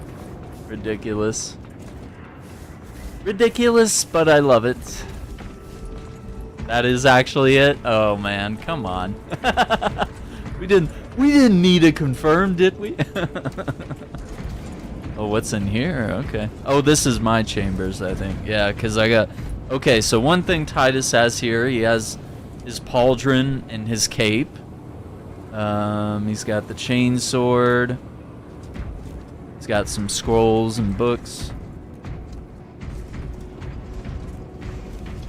And you can even read what's on it. Sanctus Domina, Deus Mortis, Purification, Purge, Ave something. Vigil. Purification. Yeah. That's so cool.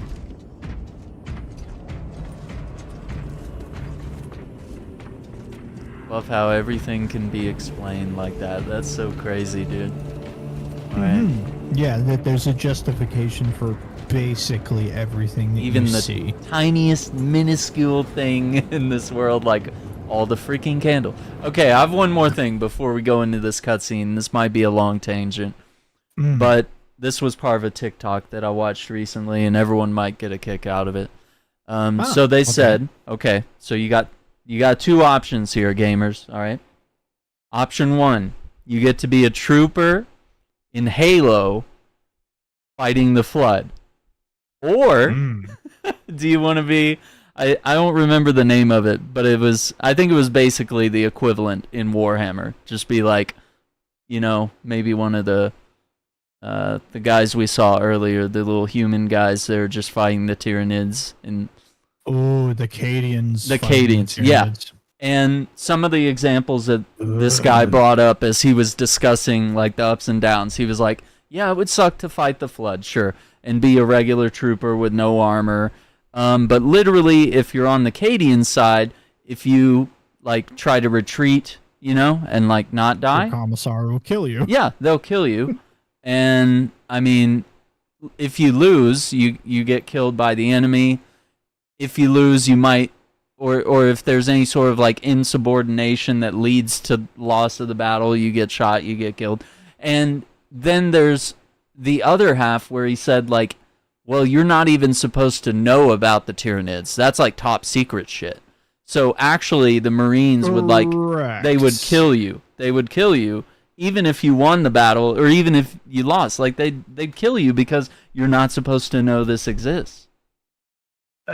I think that has been overruled with NIDS now, where enough people know about Tyranids that they are now deemed not top secret anymore. Okay. But say with demons, that happens all the time, where a demon incursion happens on a planet, the guard responds to defend, it gets out of hand, the Marines arrive, and it's like, then the Inquisition goes, you guys can't know about demons. The larger Imperium is not supposed to know about demons. And so they just kill you? And then just kill them all. You know it's bad when the Grey Knights show up. The Grey Knights are basically, think of them as they're Secret Service Space Marines, and if they show up, you know something's gone wrong.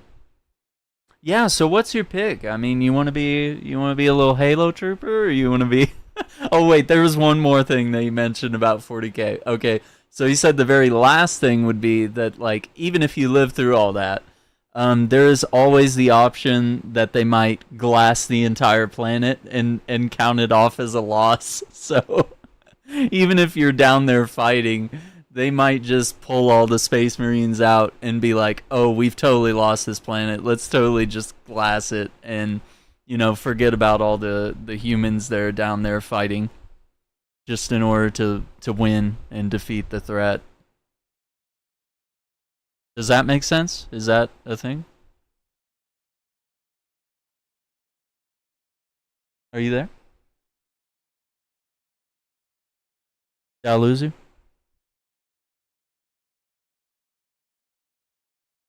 Hello? Are you muted?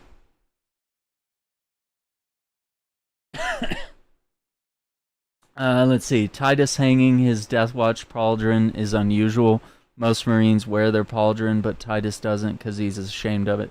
So, could he wear that pauldron even now that he's been, like, he's been reassigned as an Ultramarine?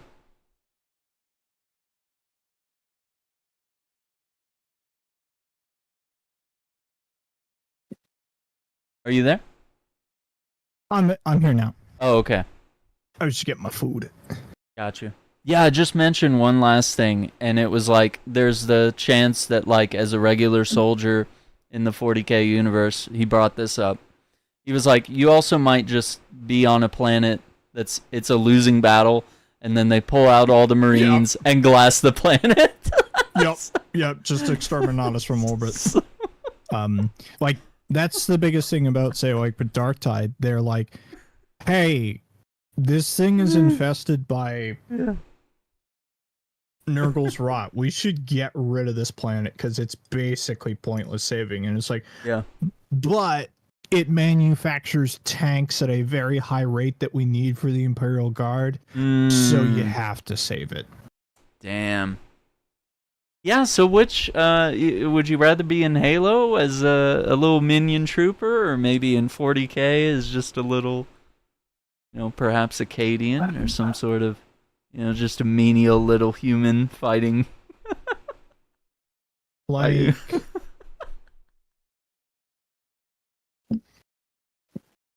I just love the comparison. I think it's great. God, yeah, what do you pick? Yeah, because the Flood sucks too, man. Yeah, like, Flood's not good, but I might pick it more because just a raw numbers game. Yep. There are more Tyranids usually in an encounter than there are flood, Mhm. and most of the time, I think there's a thing about guardsmen's lives are measured in seconds. Oof, that's rough. The life expectancy of most guard troopers somewhere like 30 to a minute.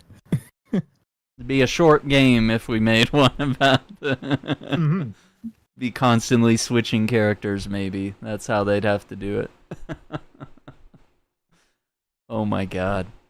Yeah, Halo would be rough to an extent, you know, being turned into a flood after death, you know, being consumed by them, or having to battle them and watch all your friends get consumed by that. Sure, it would be pretty bad, but I think 40K has way more consequences for even the slightest. There's really no good outcome, you know what I mean? No. So. No. Enlisted like game for guardsmen, that would be really cool actually, yeah. Halo for safety, 40K for action. Average guardsman life expectancy 14 hours 15 minutes. That's crazy. That's insane. It also, Shadow Wizard also brought up another interesting thing, and it was about Titus's Death Watch pauldron that he's got there. I assumed he quit wearing it because he's an Ultramarine again. And was Death Watch is like having to do like community service or like what's the equivalent in our society? It's like serving your time in prison as at like a work camp or something. I don't even basically know.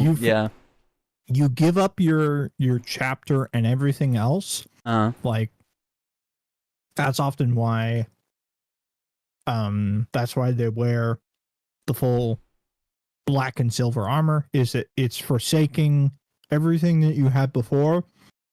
Your dedication is only to being the Death Watch. Okay. So it unfortunately you haven't seen Game of Thrones. It's like being part of the Night's Watch in Game of Thrones. Okay.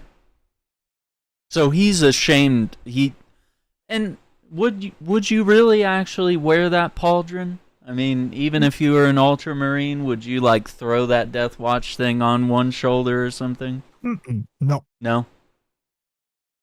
That's interesting.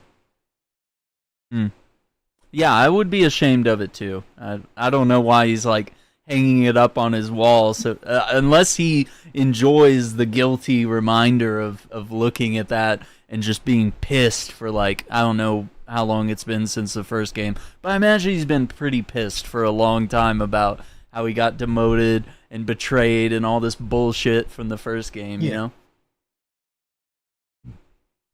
I think he keeps it as a reminder of like the past and like what he did in the past, so he doesn't forget, you know. Which, I mean, it wasn't his fault, right? Like he was immune to the warp. He saved the day, and literally his little fucking minion or whatever, his little teammate, ends up betraying him so that he could probably get a promotion. Was my understanding. Was like, oh yeah, he must be corrupt, so let's fire his ass, you know? Like, damn, that really sucks.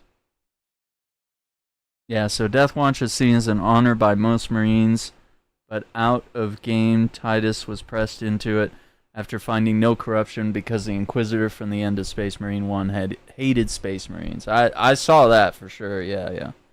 When you're in the Death Watch, you're forced to wipe all association with your chapter, and your penance is either the service or death.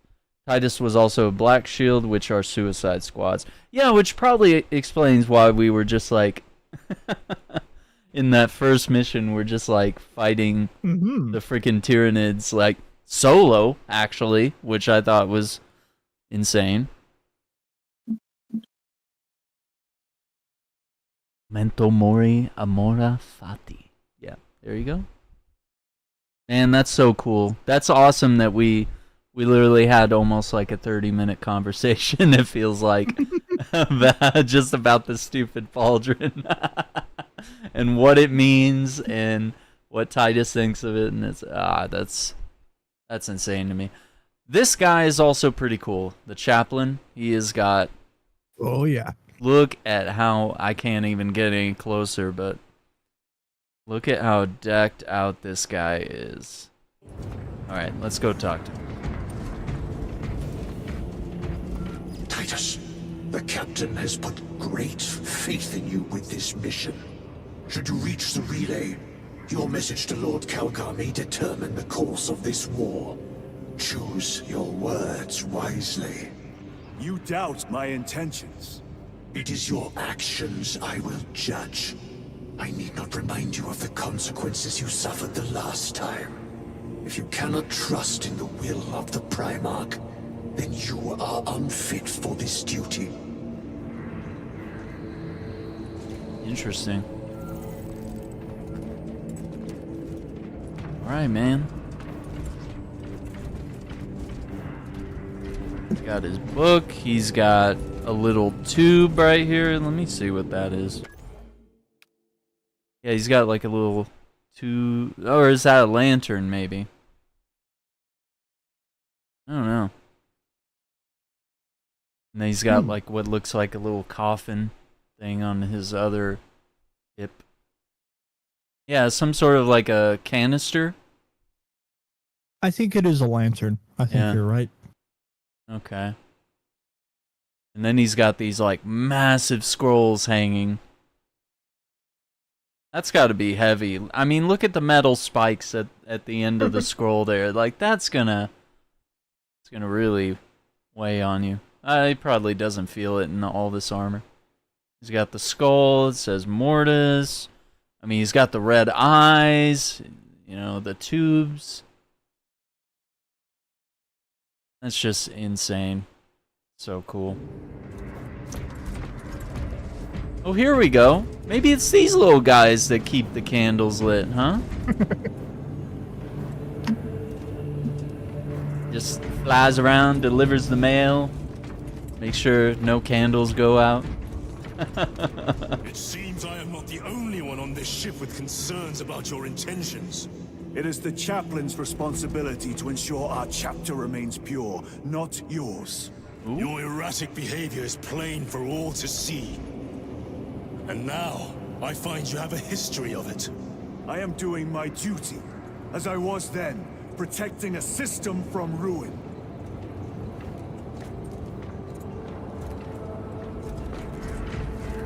Yeah, these guys are being very nosy. But then again, it is super suspicious that, like, they don't know. Like, I have, like, no history. My whole record has been wiped, you know? Expunged, yeah. Yeah. Wanted to look at that pauldron again. That's crazy.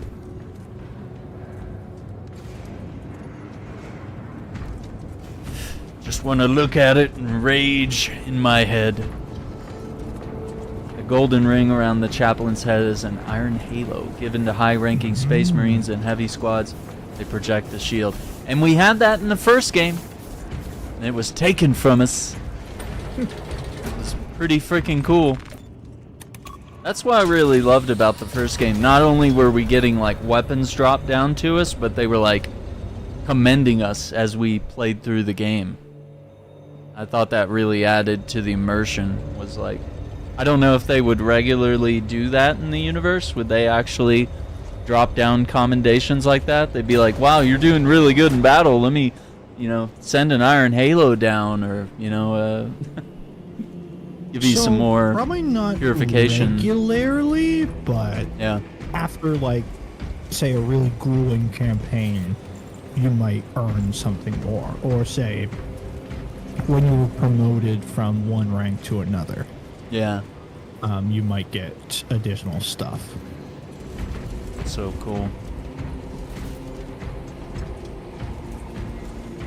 Always like to go over here and make sure there's nothing, no dialogue to have here.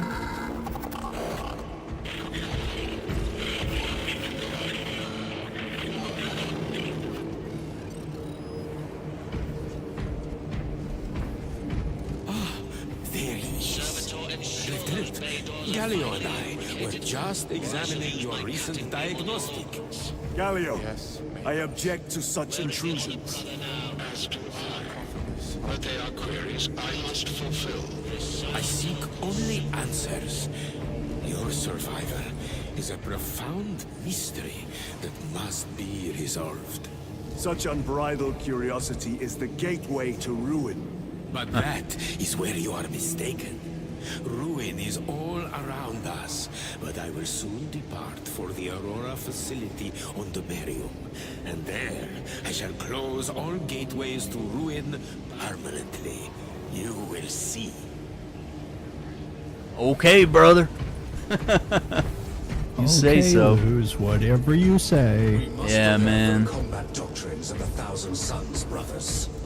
Abominable husks and their witch masters. A test for certain.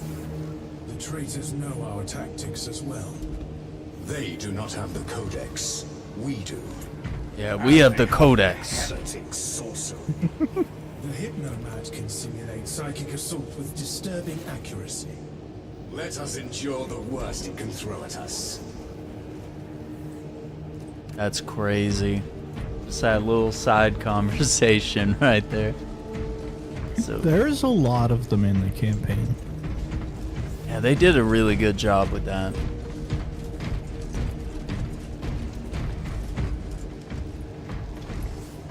I think one of the other videos that I saw of someone that's like real new to Warhammer was them reacting to the way Titus goes up to one of the consoles and he lights the incense Oh, and yeah, just yeah. flicks it and it turns on the computer. He was just he was like, what? Yeah, the concepts of machine spirits that any machine device, including say like your bolter, for it to work even better, you must appease the machine spirit. Interesting. It's basically the idea of, instead of, hey, your PC's acting up and there seems to be issues, instead of installing a bunch of say like running diagnostic tests or stuff like that, it just literally light some incense and pray that it will be fixed. Hey, if it works, man, I won't knock it. If it works, you it know? works. Yeah, I'll take it. That's not too far outside of belief for me. Tech And, priest speaking binary. Hey, sometimes that's all you can do. Yeah, for real. We got the plasma gun now. The plasma incinerator. Okay, it's got some pretty good stats. Dang. Yeah, no wonder I was like shredding everybody last mission with that. See, the Melta has 8 firepower. And the Bolt sniper rifle has 7. Plasma. Yeah, maybe I'll try the plasma incinerator for a little bit. And we'll do the chain sword. We'll go back to that for a little bit. Just mix things up.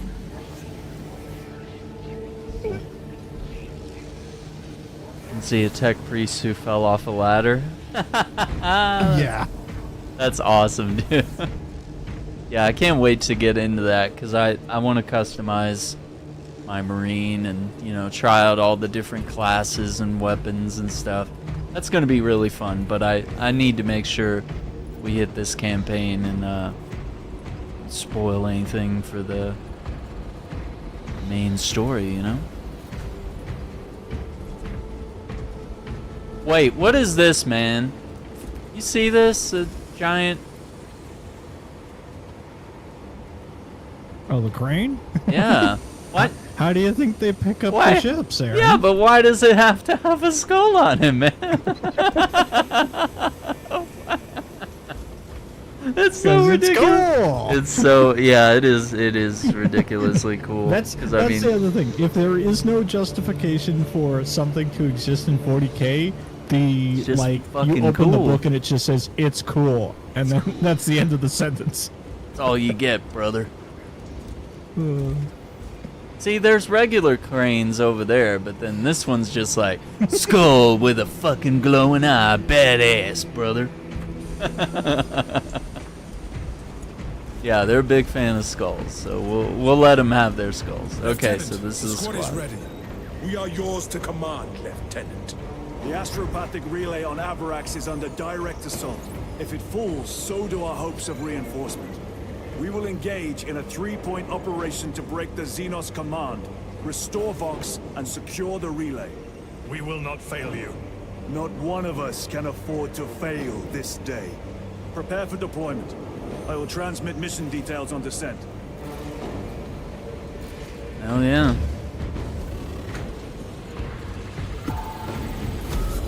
With the Thunderhawk.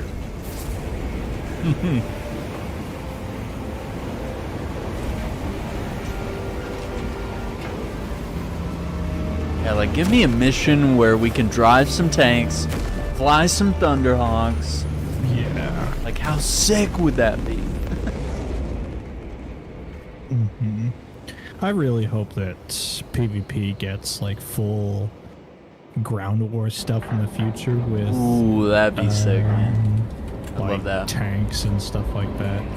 And you gotta let us play as the Dreadnought at some point.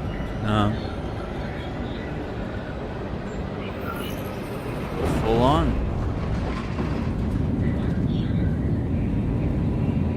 Reaching the drop zone. Access the astropathic relay. Send a message to Lord Calgar.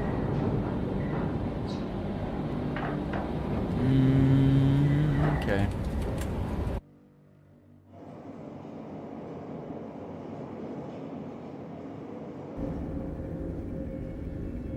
Approaching drop zone. Prepare for landing.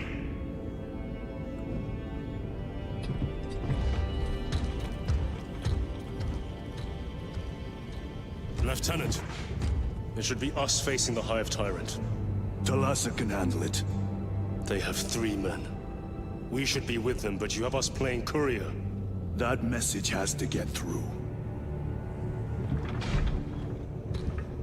And what exactly is that message? Speak your mind, brother. I searched the archives.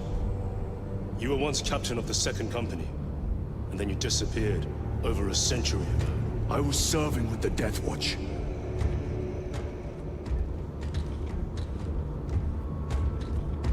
There would be records. Not for a Black Shield. A Black Shield? You would erase your chapter markings. I would die for these colors. Then why? I was accused. It was my penance. What were you accused of? Corruption. Brace for landing. Dude, just... he just told him.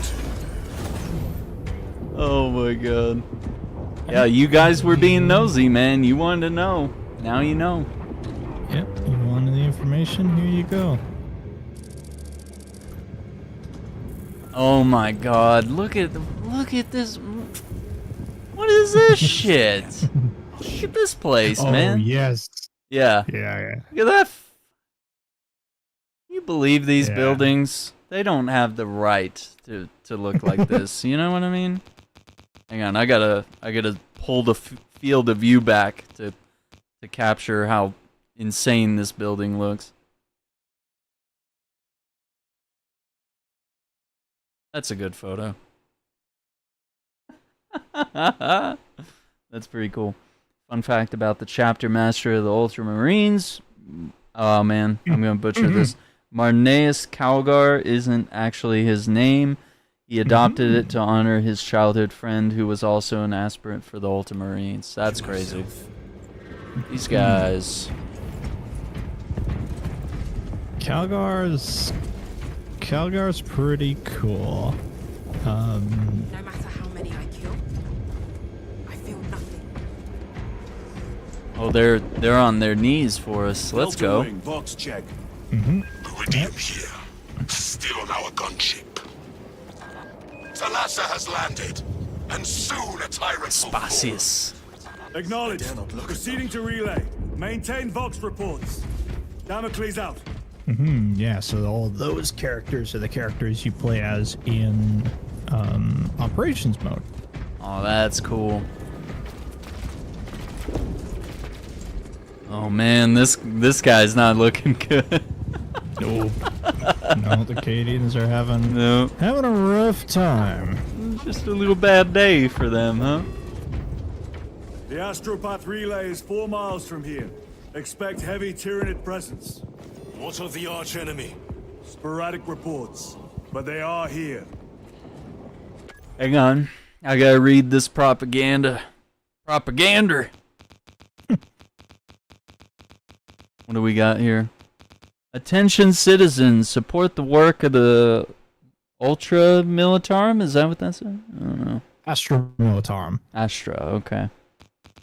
Try to zoom in some more here. Your aid brings us closer to the destruction of humanity's enemies. Emperor sees your devotion. The Imperium stands, death to Xenos. There's a proclamation here. Lord Governor of Avarax, do hereby make this proclamation. I can't believe you can read some of this stuff. Cadia stands. Yeah, remember like old video games that would have like freaking posters on the wall and just the texture would be so just a bunch of boxes and shit. You'd look at it, you'd be like, that's not even letters. Yep. The amount of detail we can have in games nowadays where we can literally have tattered pages that we can actually zoom in far enough to read. Oh, you kids don't know what you have, you know. Back in my day, we couldn't even read the papers on the walls. So cool.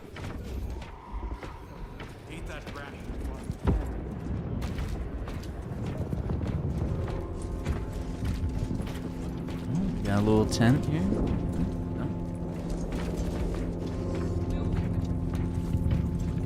Men of order! Do we fear the vile Xenos that hammer at our door? No, sir! Damn right!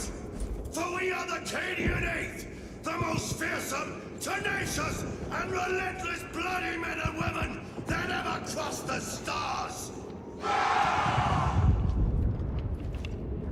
That's so cool.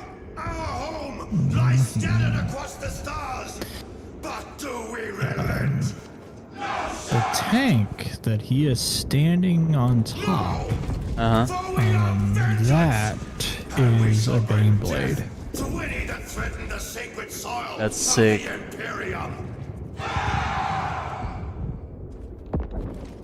You will give your life in the name I of our believe that's might just be a regular pattern Baneblade. The Baneblade's kind of weird where there are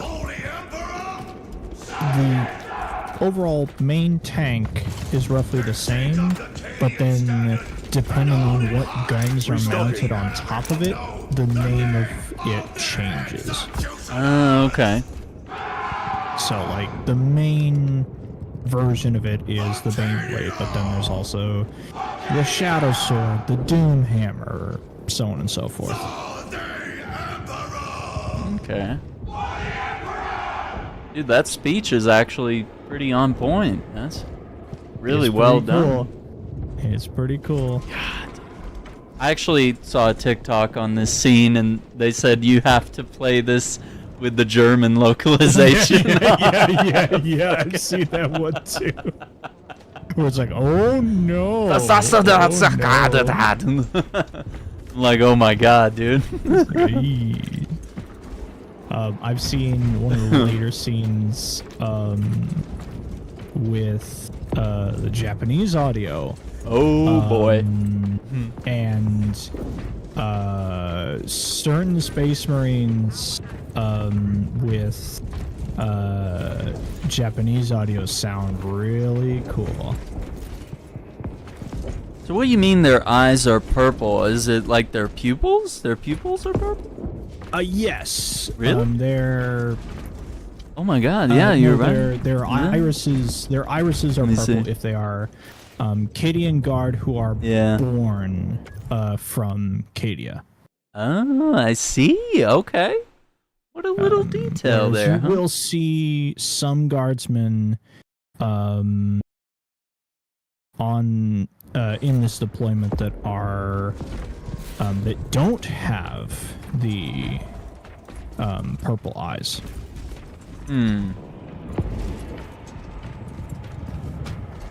And what Shadow Wizard is saying, they have a natural resistance of the warp because of how close Cadia was to the Eye of Terror. So what's the Eye of Terror? What's going on with that? So, source of the warp? In the direct center of the 40K galaxy is basically this rift into the warp dimension. This, and it is called the Eye of Terror because it's mainly shaped like a giant eye. It has slowly been being torn further and further apart, and the rift between real space and warp space is becoming bigger and bigger. Oh man. Like that one that escalated with it was when the heretics blew up Cadia. That helped make the rift even bigger. Oh, that's not There's good. been multiple actions, and the thing is, the rift runs basically a diagonal slash down the middle of the main galaxy. So it's this weird conflicts of events of like, oh, okay, how the fuck do we get around this thing? Make everyone dizzy now. Looking at the big bell. Yeah, I gotta look at that. That's... And of course it has skulls on it, because why wouldn't it? Why not? Oh, I can't get the vertical picture I wanted. Okay. That's crazy. Okay. So this... And you were saying that, like, the chaos isn't well known to, like... The general populace, yeah. So Cadians would know about it, though? Because, I mean, they're so will close. Know about it because, like... It's so nearby, right?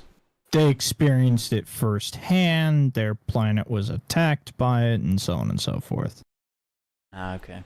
And also, we did get to admire some of these shells in Darktide, and how massive they were.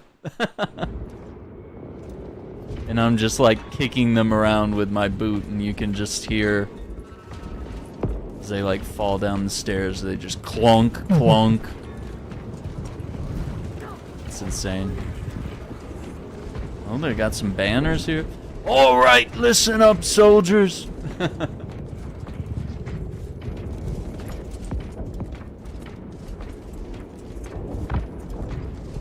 Okay. Cowards! You are a boil on the pride of the Cadian Guard. You have disgraced yourselves. Oh no. By abandoning your brothers. Oh no. Your punishment is dishonorable death. Uh-oh. Yep. Ready? This is what happens when you don't follow the rules. Oh no. Oh no. Look at this M. Bison looking dude. Yeah, it's a commissar. That's cool. Oh, we got some more boys lined up over here.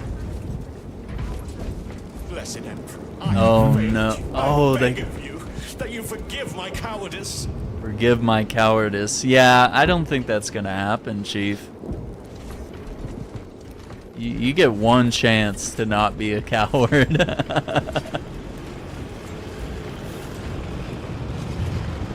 That's not a Carnifex, is it? That's something else. No, It's being that's burned. one of the pods that drops from space and crashes down and then pops open and mids run out. I gotta get a picture of that. That's so fucking cool. I'm gonna have like 1 million photos. I'm gonna have to throw these up on the website. I got a little spot on the website, aaronshack.com, and I have some game photography. So far it's just Alan Wake 2 and Marvel's Midnight Suns, because I have a lot of photos from both those games. But I think I'm gonna have to add one for this game because everything's just so gorgeous. Look at that, they're just burning it up. Understood. Damocles out. So that do they have to burn it up so that it won't keep birthing Tyranids or something? Is there like a reason that they're doing this, or is it just to get rid of it? So it's a couple reasons. Number one, to get rid of it. Number two, it is a biological construct and still kind of lives, so there's the potential that it could try and take a swing at a Marine. Right. And three, you've kind of experienced it with the gameplay, and especially this mission focuses in on it. The way that the Tyranids work is that they're a hive mind, where information and stuff, like what's going on, is passed between all of them in a synaptic link. So, since it is a biological organism that is technically alive, it could send information to back to the main hive fleet about like, hey, there's stuff going on here. So you would want to burn it up and make sure it's like fully dead so it can't communicate. That's insane, man. That's the main reason is just to get rid of it is the main thing. Wow. The rift running down the center of the galaxy is called the Cicatrix Maledictum. Cicatrix Maledictum. Oh my god. Cicatrix It Maledictum. is the most over-top name ever. That's ridiculous. Why are you guys naming stuff like that? And it's completely different from the Eye of Terror, which is on the galactic edge. Interesting.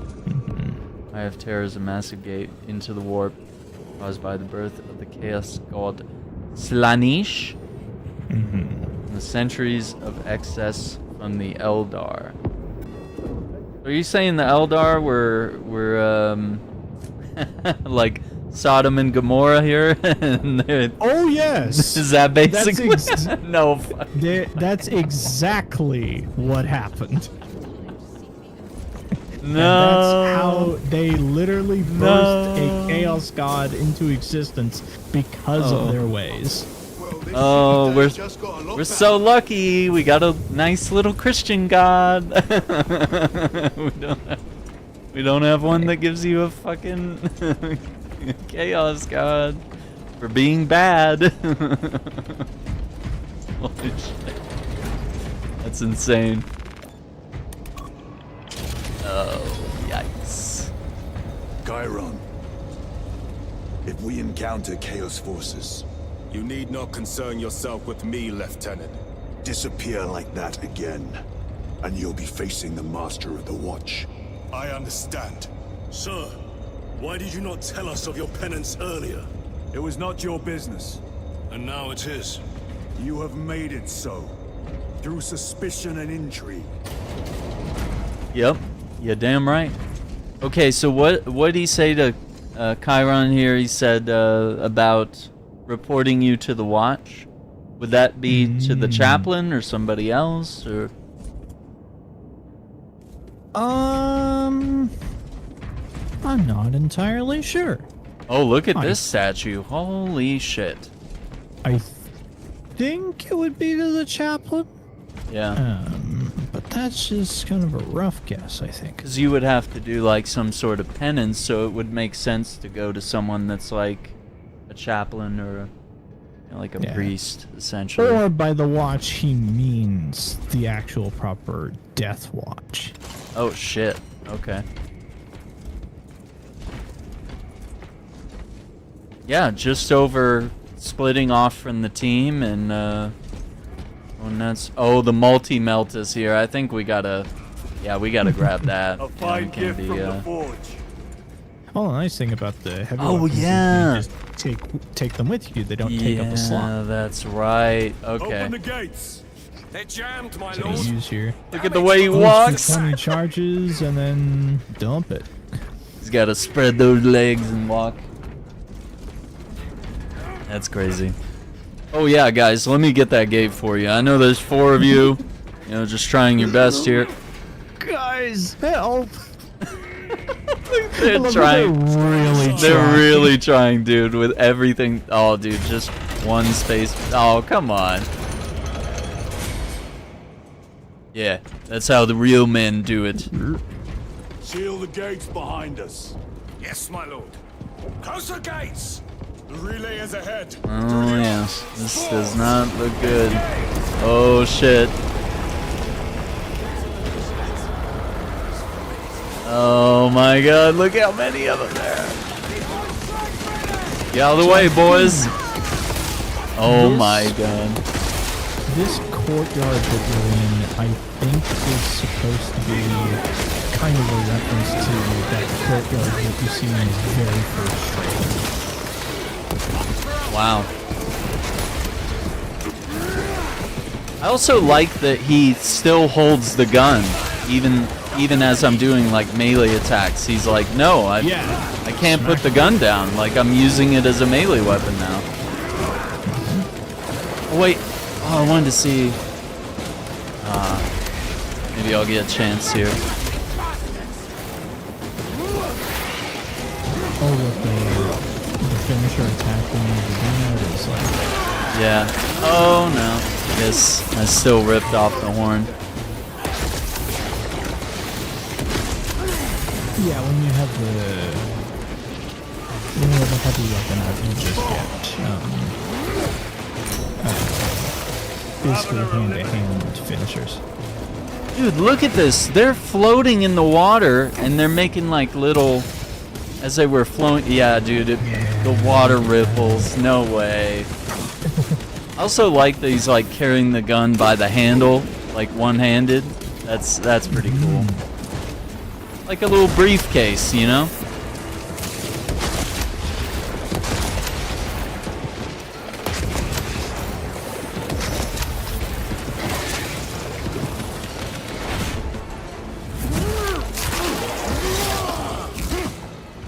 They never learn.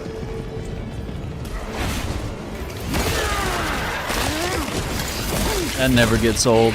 I love seeing him rip that off and stab him with it. The spores collapsed the bridge. There's no way So through. cool. I may have an alternate route. Proceed. Transmitting to your specs now. We'll need to clear this debris.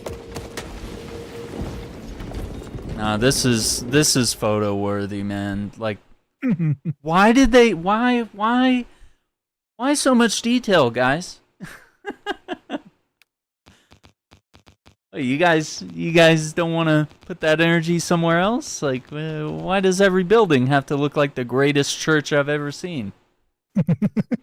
Oh, and then you get the scale, like, you get a chunk of what the Hive City looks like in the background.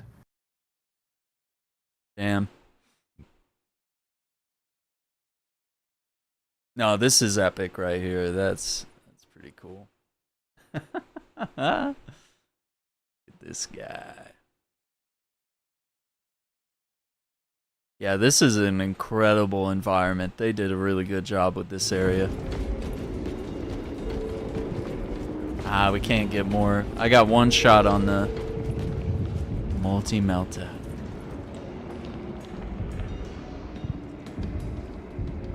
Yeah, I can see that. Yeah, in the like the skybox, we can see how the city is just stacked and stacked and stacked. I mean, we had that one cathedral, I forget the name, it took like 600 years to build. You remember that one? In Europe? I believe it's, I think it's the Cathedral of Santa Maria in Florence. Yep. So how long does it take to build that? Goodness, who knows? And it's also the thing about 40K is the time scale is all wonky where, like, say, Titus is 400 years old. Or, like, he has had 400 years of service, and then I don't know how many years of... life before that. Yeah, life or training before that. The path is clear. It's insane. There's the bell again. Oh no! You knocked the bell down. Will make short work. I knew you were like, oh, there's the bell again. Bong. That was my favorite bell, gamers. I really like that bell. Oh, they're all dead now. I'm gonna kill every Tyranid I see, you know? Not just because I have to, okay? I want to. Oh, look at him. Look at him coming down the stairs.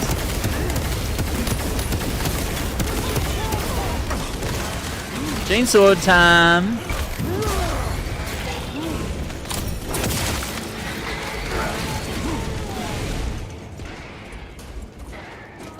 Hell yeah, brother.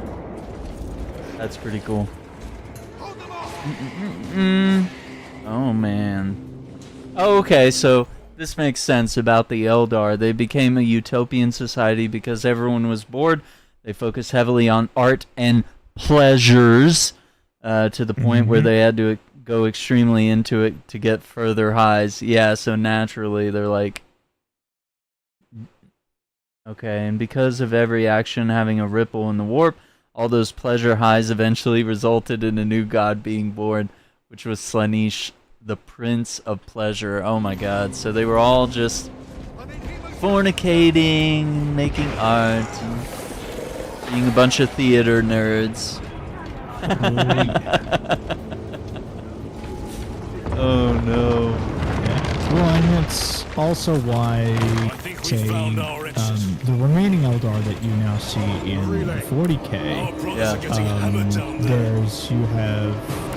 you see like the Craft World Eldar, which are more close to Eldar before they went kind of nuts with the XS, and then the Dark Eldar, which are, we love the XS so fucking much.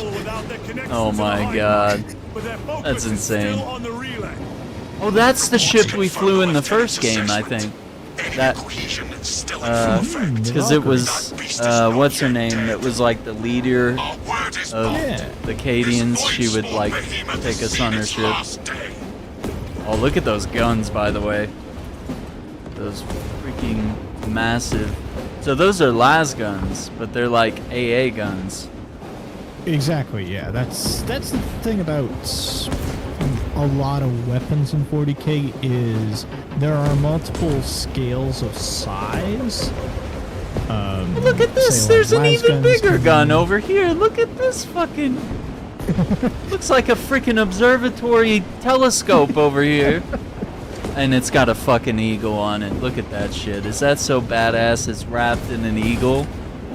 You can see the eagle and his wings are wrapped around the gun. Of course, that's how it fires so accurately and, you know, does extra damage as a result, I'm sure.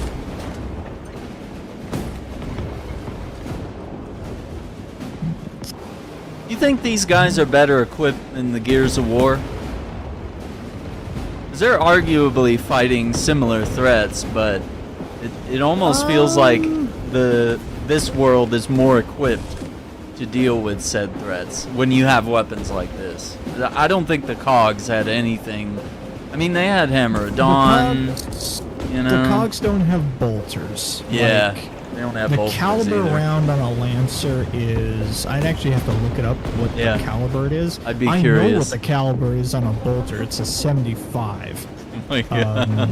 Like, and it's not even a proper just bullet. It's a rocket-propelled round that fires out, hits a target, explodes. Like, that's when you use even the bolt pistol on just regular human beings. That's why they pop into slush.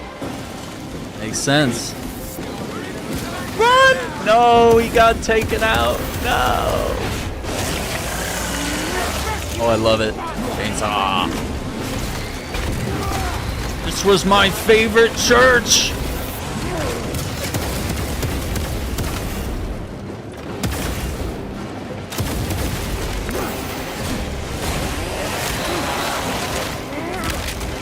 Gotcha. And pushed him into the altar. Holy crap. Massive cathedral here. The Eldar, after the War in Heaven, became super debaucherous and bohemian. There were eventually people who went back to their ancestral roots of farming, and they became the craft world Eldar. That's crazy, man. Like, they got so wild, they had to go back to a simpler life. They're like... The farming life. Yeah. Yeah, craft world are really interesting. Mainly, I just like them for their craft world ships, where they're like flying continents, basically.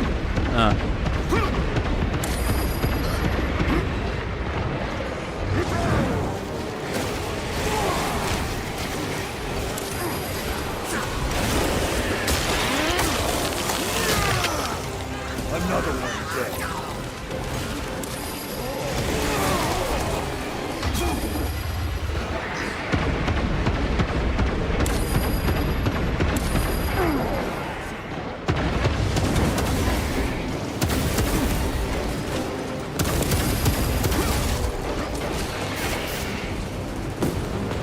Little turd.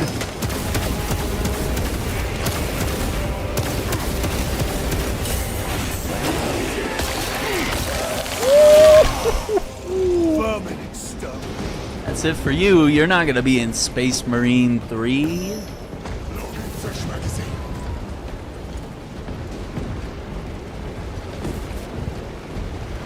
I don't know, man. I don't think they could have picked a better dev for this game. Like, the fact that they went with the World War Z devs that developed games with so many hordes of zombies. Like, it's just so perfect for this game. The technology that they, you know, pioneered for that. It was already there, yeah. Yeah. Like, no need to... It was not a thing of handing it to a studio that didn't have that technology, so they'd have to build like that sort of coding or engine to do it. Mm-hmm. It's like, okay, we already have it, let's just retrofit it to a new thing. Chains have physics. Love it.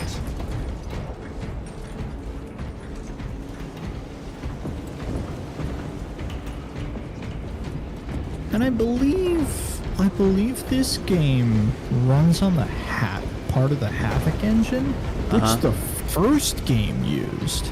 That's pretty wild, yeah. Havoc's so been like, around a they long just time. kept consistent with it.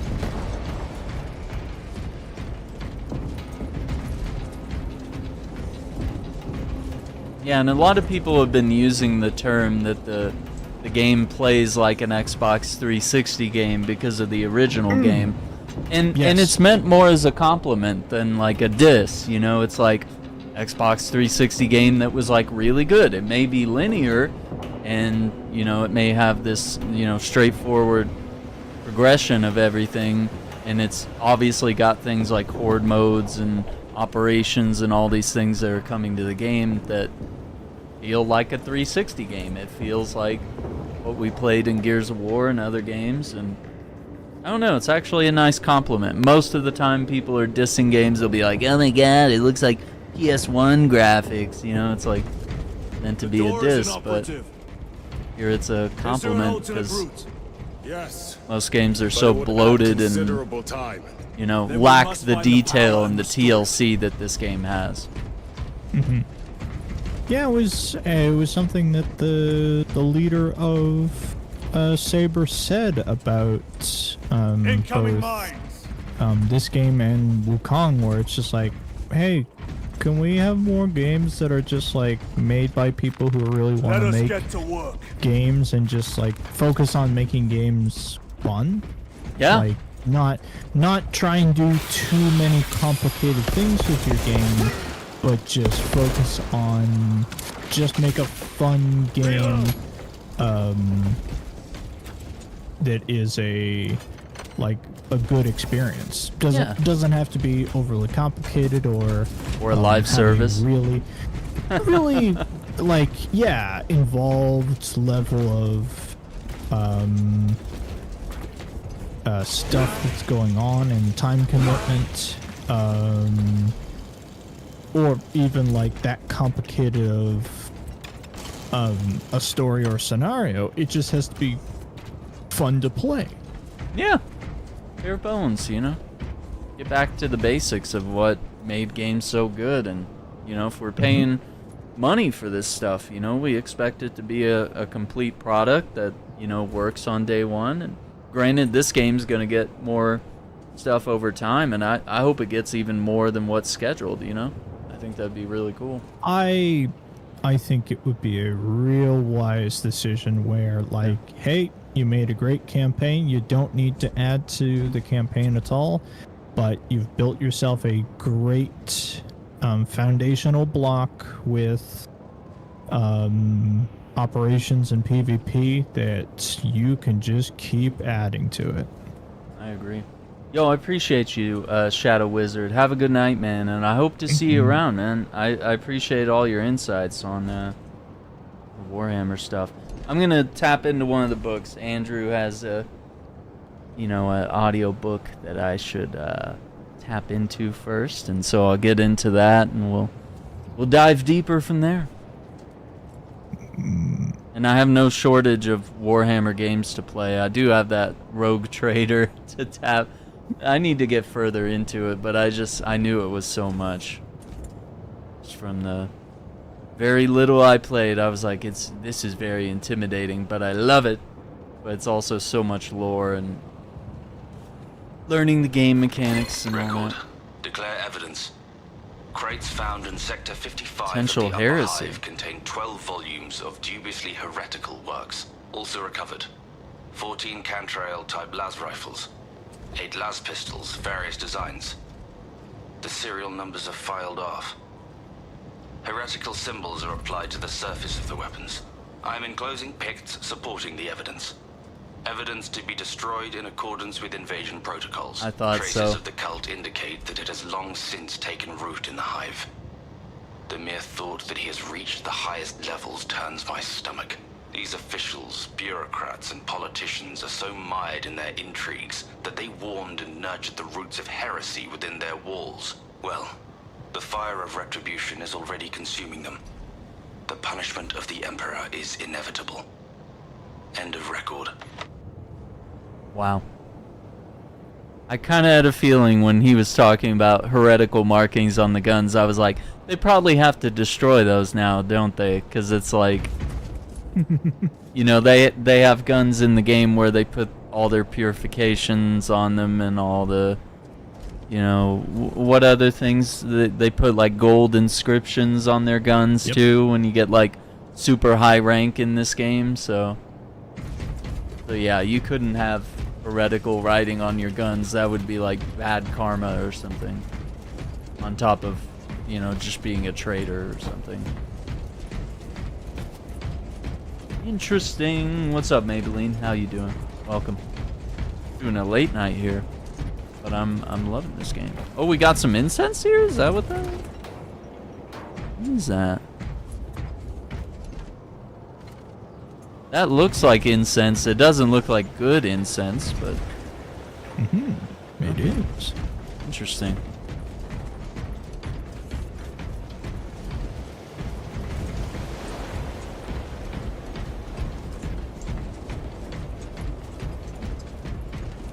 Oh boy. A lot of dead bugs in here. Restocking.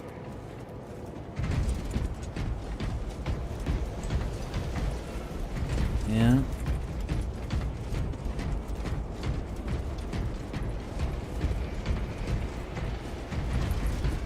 As fusel.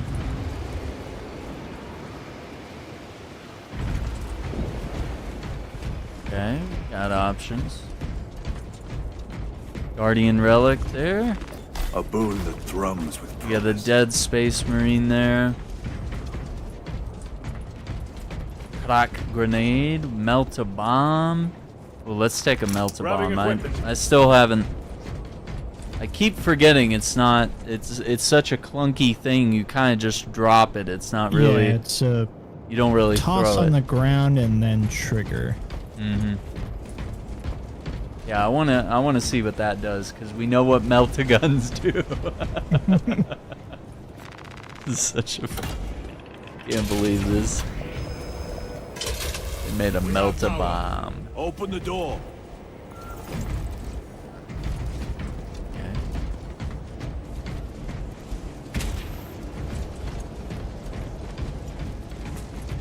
Traitor sighted. Traitor Astartes! Cut them down! Oh.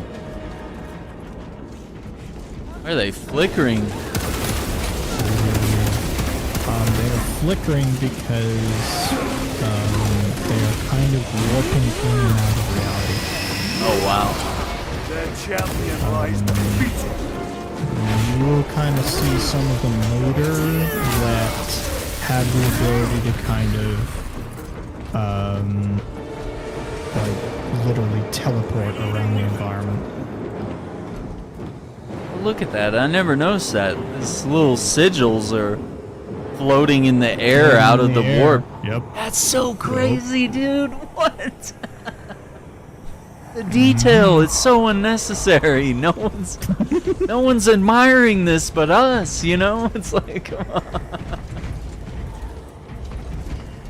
Look at that. You can just see all these little characters and stuff coming out of it. Let me get a picture of this. That's actually... Oh my gosh, we can actually see the characters. That is crazy.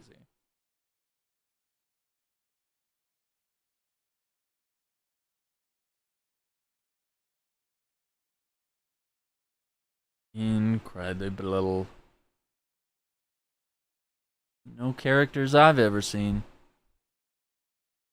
No. Yeah, we better not walk in that stuff for long, you know? Oh no, it's like still around us, like raindrops. Like following us. Oh, that's weird. The heretics mean to stop us. To all appearances, yes. Elaborate.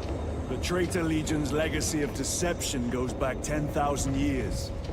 They are masters of it. They are clearly here to stop Aurora. I am not convinced. There is more to this, I am sure of it. Their motives matter not. I will kill them just the same. Right?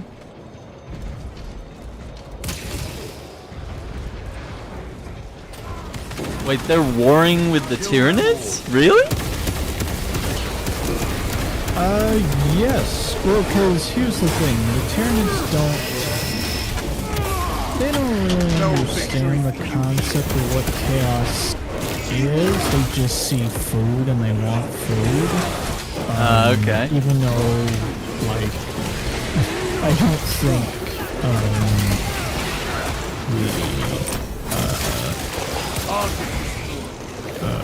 I don't think the Thousand Sons are very good food. They're mainly dust. So, but they just see things that are moving, so they go, food? They are the most animalistic faction in 40K, where they are space bugs that want food. Wow. That's about it. They're like higher level leaders have more intelligence and such, but general Tyranids are just, they're focused on food. That's about it. I was actually worried they might be in league with each other, but that's actually good to know that they're just dumb bugs that just want to kill shit and eat their food. But there's nothing to eat in the chaos. It's just a pile of armor. They're not even getting any sustenance. Exactly, yeah. Except for the humanoid form of those guys. I imagine they can try and eat the Zangors or maybe the Chaos corrupted guardsmen, but no, yeah, they're not getting really a meal out of the Thousand Sons Marines. Here's one of those cannons up close. Mm-hmm. That's insane. There's a war. Okay. Heresy and corruption. The Tyranid seek to consume that as well. If they kill each other, all the better. Is there a possibility the Tyranids could be corrupted and then they become like chaos demons of some sort? Since they're in proximity of all this crap? I think they can't because... Oh yeah, look at those. Those are the Terminators. Oh, hang on. Terminators. Cute. Yeah, these guys are big. Okay. Enemy Terminator destroyed.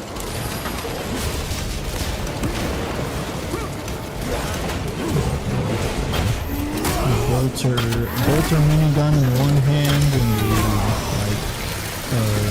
the power sword Kofesh in the other. Wow. I was picking up on some of the Egyptian imagery in their armor. That's pretty cool. I dig that influence. That's pretty cool. Yeah, that's pretty cool.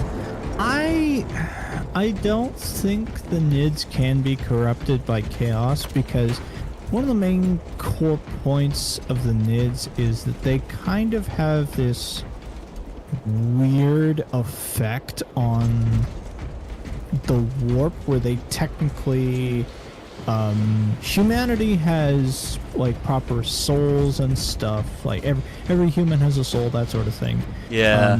I think the Tyranids are weird but they don't really have souls, so they can't be really, if you have a soul you can be corrupted, but yeah, if you don't, there's nothing really for chaos to latch onto. Interesting. Well, maybe that's a blessing as well. Because you don't want to fight like warped out Tyranids. Exactly. Chaos infested Tyranids. Like, it's just like, we just give up. That's a step too far.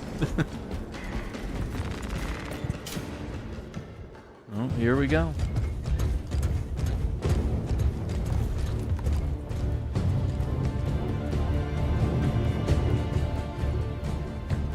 We should turn around and regroup with the main force.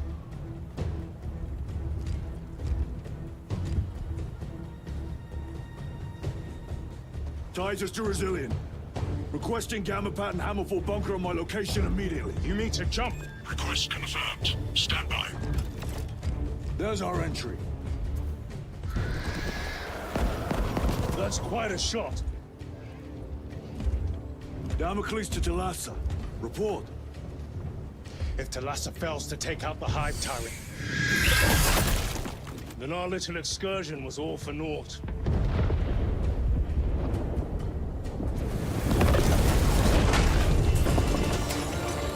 Oh my god.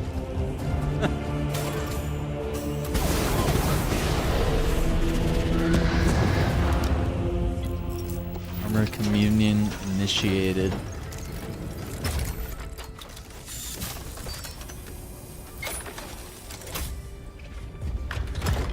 We should have remained with the main force. Why toil in obscurity when there's glory center stage? Hey, Sergeant? Our brothers are dying while we sneak around in the shadows. If we fail to send this message, we face a massacre.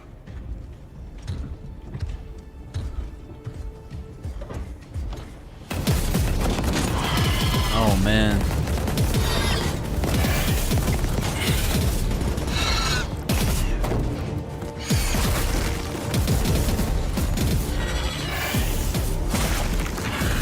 You say there will be a massacre. How do you know that? Why else would the traitors be trying so hard to stop us? Our lieutenant said it himself. There's deception at work. If you got something to say, Sergeant.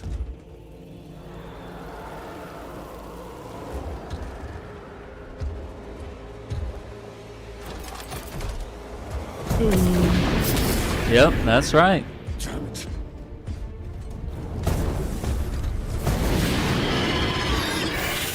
Oh no.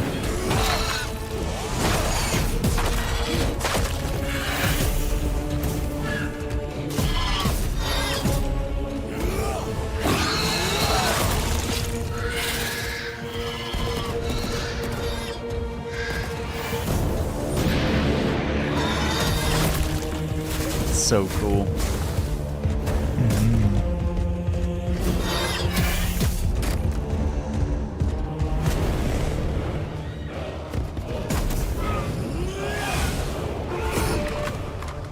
Oh no.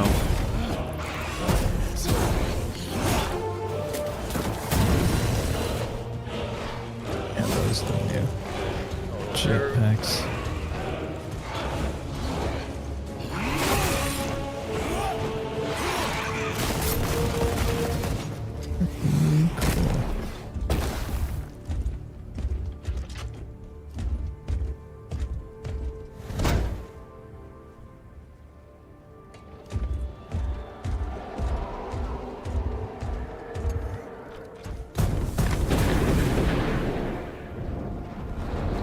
Wow.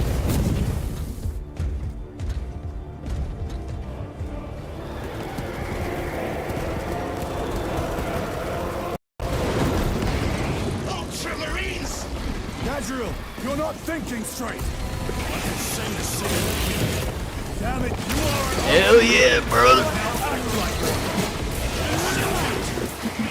Alright, boss. I'll let you keep going with your mission. I gotta run. Alright. engaging thrusters. Yeah, this one's pretty good. There's some stuff pretty interesting. So cool. You shall see. Alright, catch you later, boss. Alright, man. Take care. Have a good night. Safe.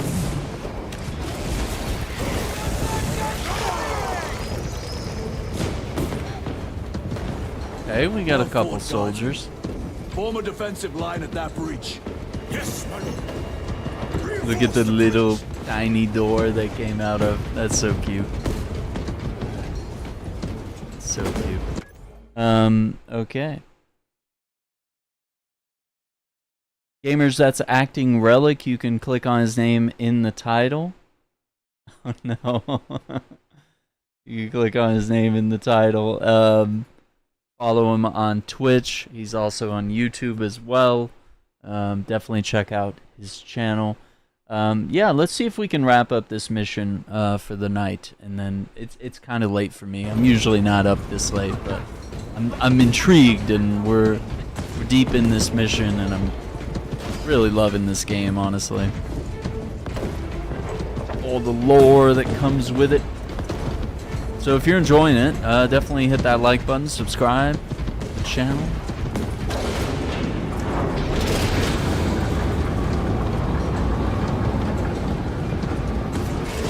Oh yeah, that's right. You bow when you see me, brother. Let's see, auto bolt rifle. Honestly, I'm liking the plasma unless we need something else. Kinda digging the feel. Alright. Repositioning.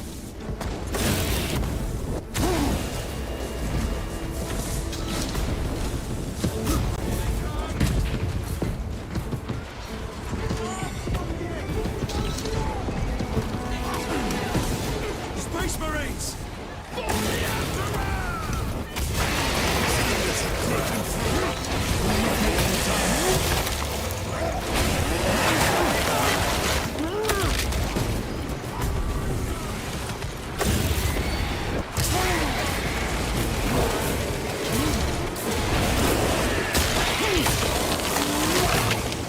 Another one dead.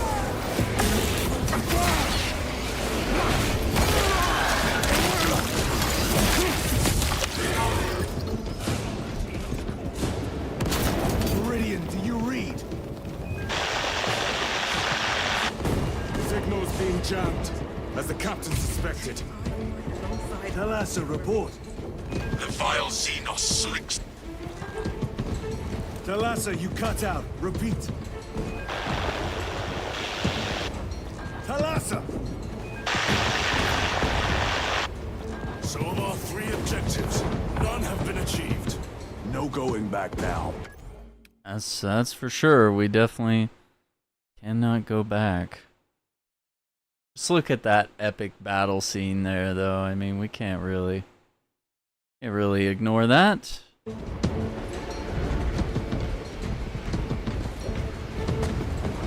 Blood all over the screen now.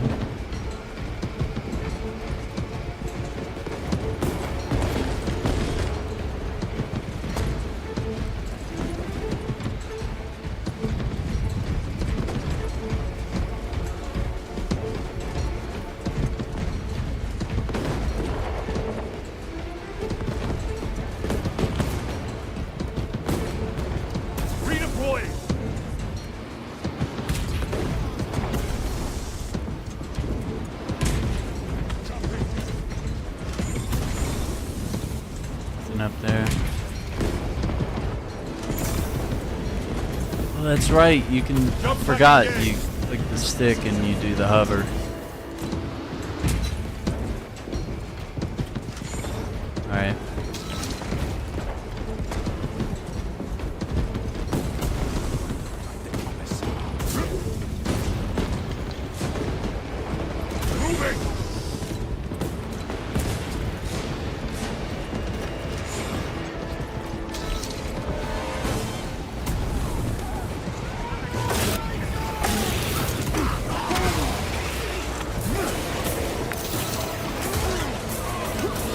No, I was about to parry. I was too slow.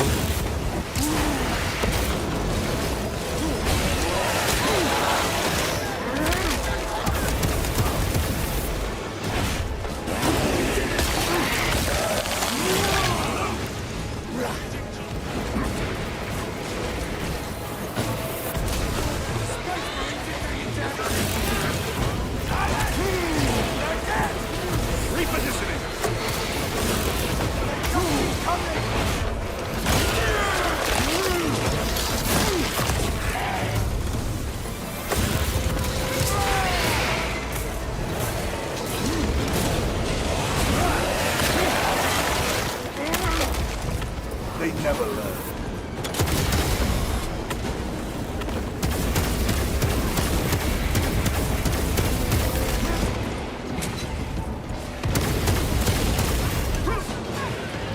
Redeploying.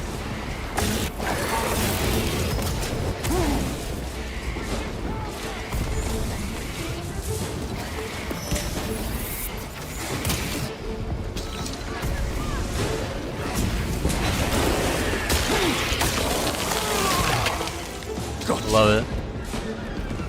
This game's so perfect.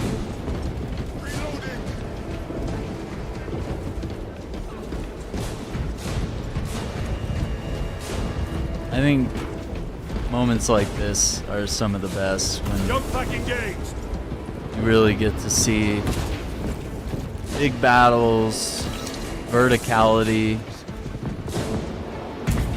using the jetpack. I mean, once I get the thunder hammer, it's over. It's over for the bad guys. Oh, this guy. Oof.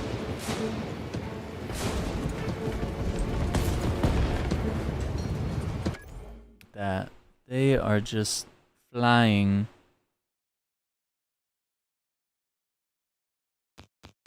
Hang on, I think we gotta shoot. Yeah, I think that tighter angle kind of brings it in a little better. Wow. Those massive guns and just tons of enemies just setting up.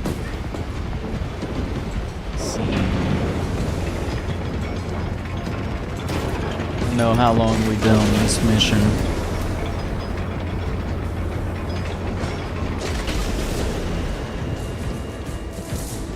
know why I'm walking when I have a jetpack. Whatever. Melter rifle. I feel like I'll stick with this one for a minute. Jump packs are struggling with all this dust. Oh, don't tell me we gotta dump them. Repositioning. Jump pack fouled with dust. We must proceed on foot. Oh man. Yeah, they're out.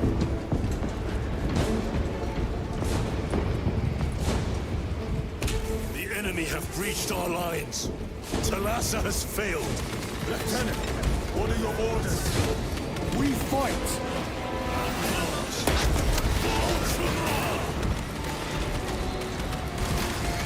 Come on, Talassa.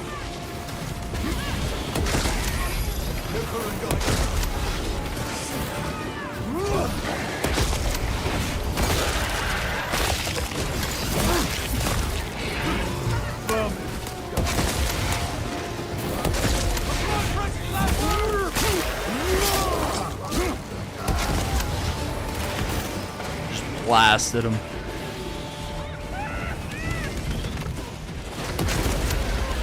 Not today, bud. Not killing any Adians here.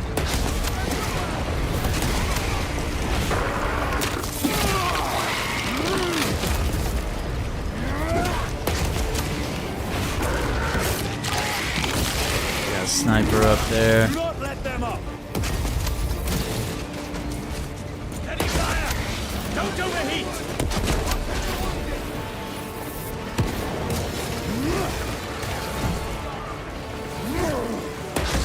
I am death, servant of the Emperor, and you will taste my wrath.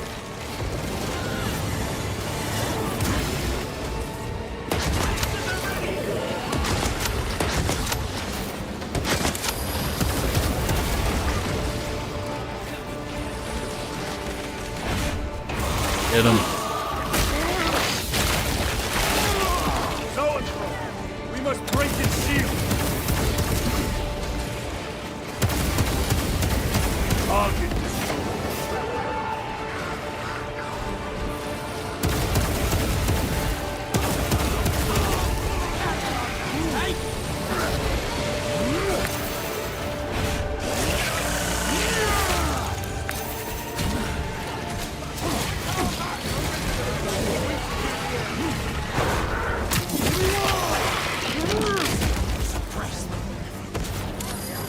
Meltabot Prime.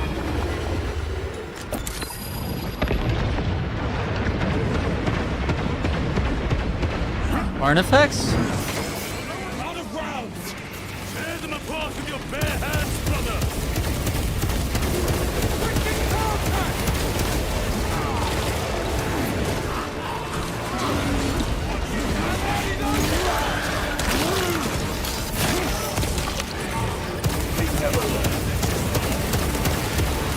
Munition secure.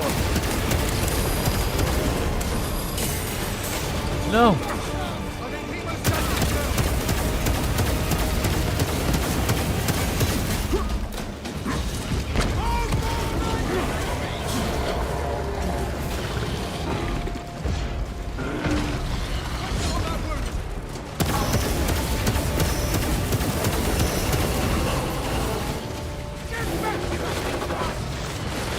Restocking.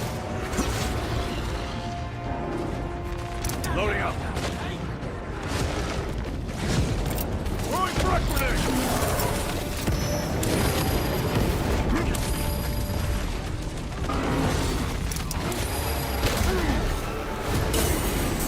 Melter bomb active.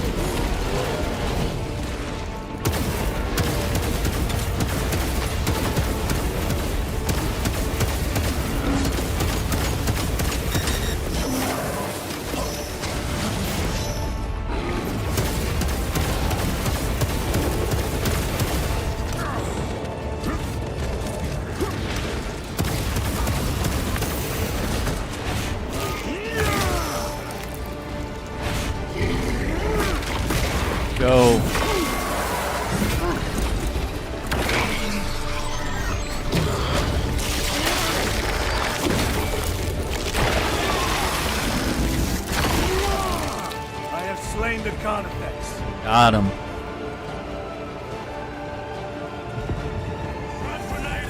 Holy crap. Another one? Munitions secured. Restocking.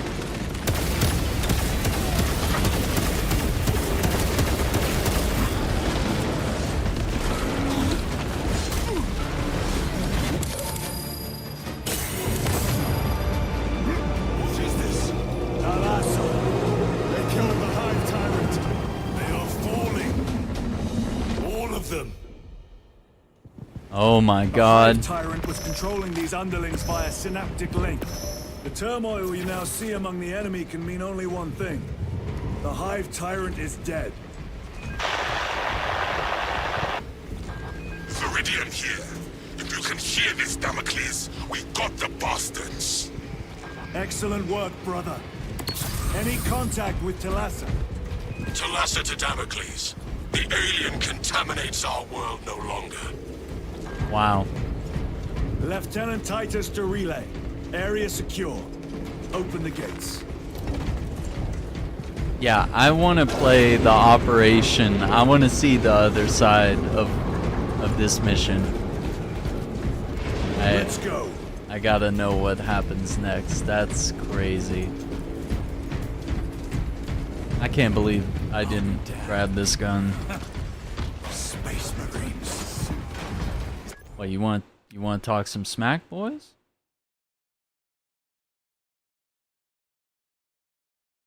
Yeah, I want to get these guys like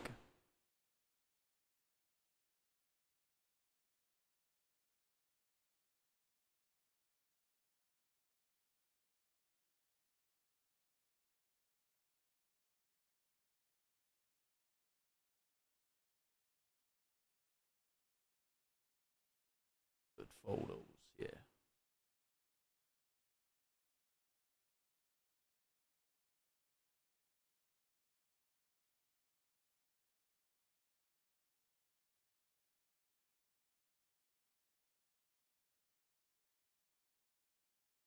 Pretty epic.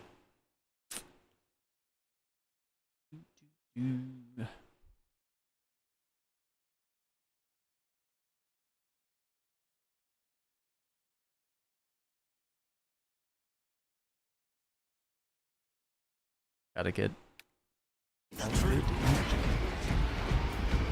Dude, when I saw another Carnifex and I was like, oh, my health is not good. And then I saw like 2 more Carnifex and I was like, oh, this is really bad. Like, used all the grenades, I like threw all the melt-a-bombs, like not ready for that at all, gamers. Well fought, brothers. I will make sure the captain hears of your deeds. I need no commendation. Is that right? Enough!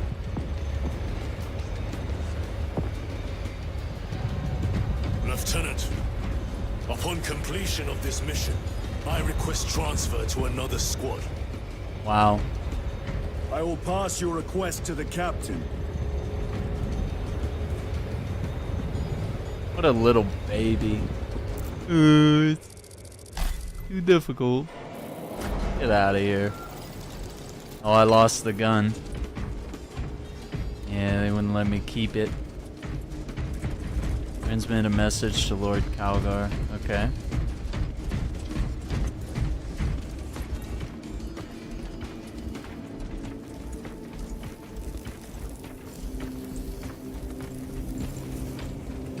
Yeah, burn that up, brother. Oh, look at that walker. Burning it up.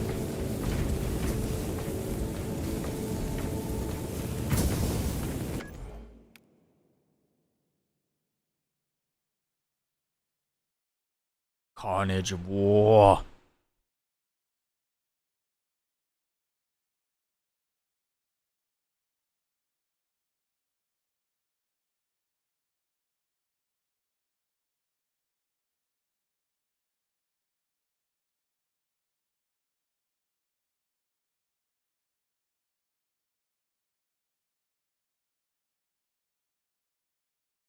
That's super dramatic.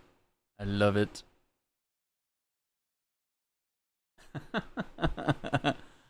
Oh my gosh. The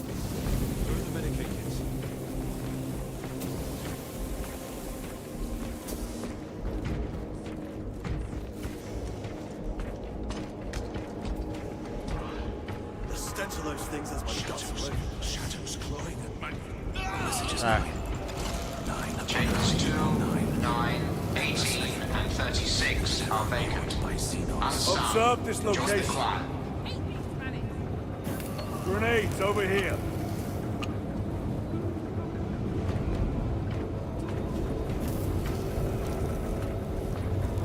Is this the Xenos doing? The Hive fleets cast a psychic shadow that tears at the minds of psychers. Denying worlds in their path the chance to call for aid. Let us hope we are not too late.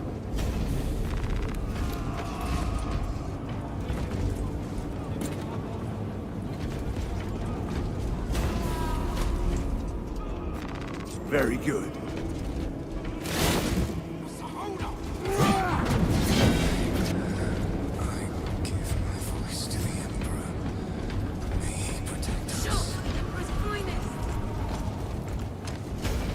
Dude, now it tells me this. It says hold RB to switch between speed and power styles.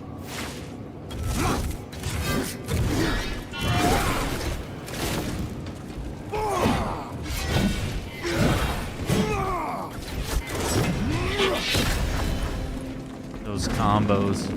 Alright.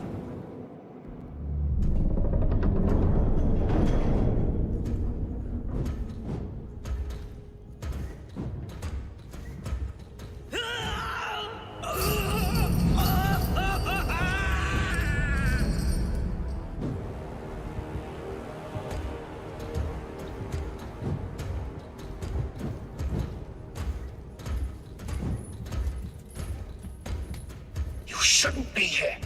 I have a message from Marnius Calgar. I cannot help you. It's urgent. In addition to the shadow cast in the warp by the Tyranids, demonic forces are now poised to attack anyone who opens their minds to the warp. You would flee from your duty. I would have you know.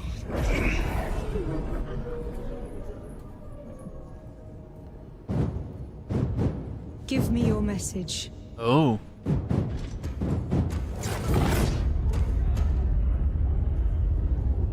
Wow. This is epic. I have it. Let us begin. My lady, I must protest. The danger is too great. Silence. There are no guarantees.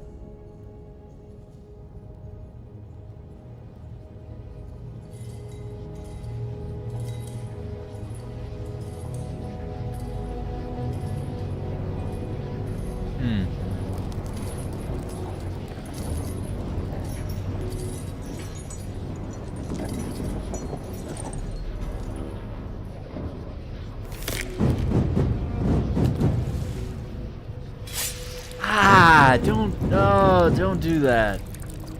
Oh, with a bone?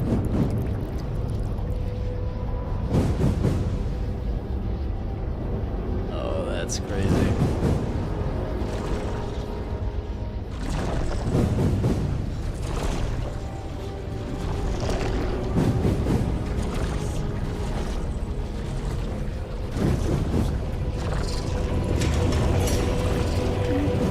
Stropathic required.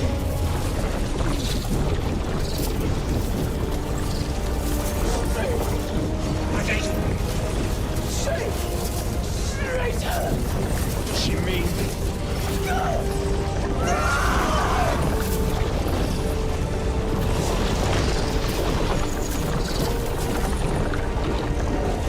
Heretic! What?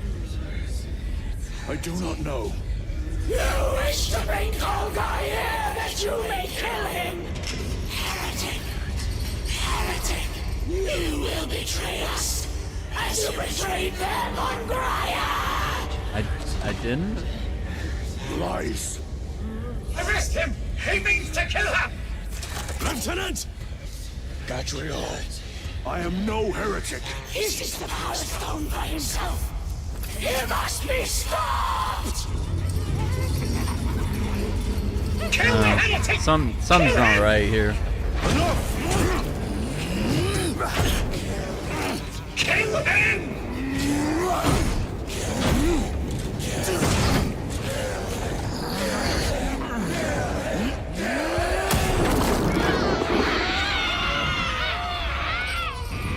Oh no.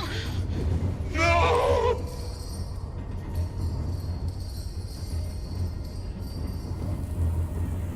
What have you done?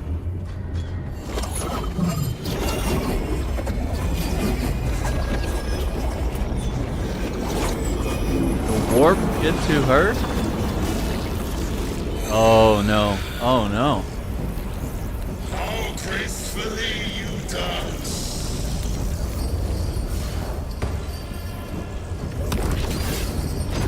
Oh my god. Dude's beyond cool. Okay, I guess we're all teaming up again, aren't we?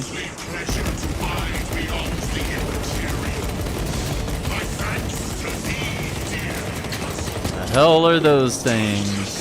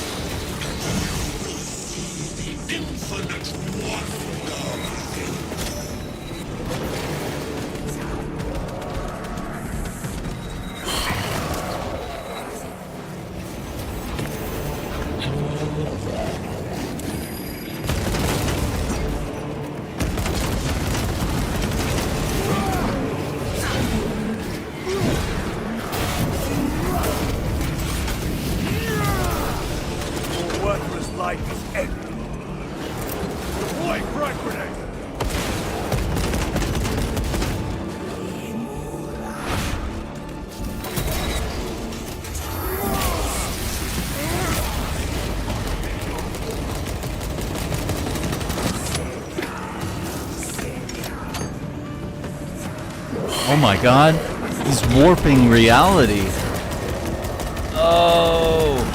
Oh, that's crazy.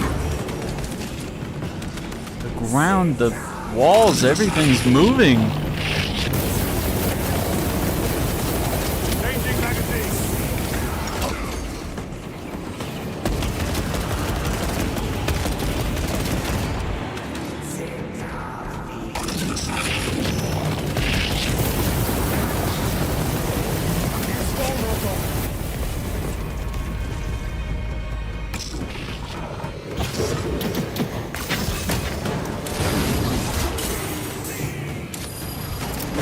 These two.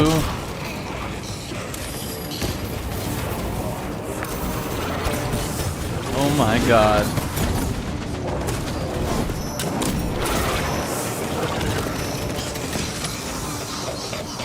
Need heals. There's an ammo cache. Whoa!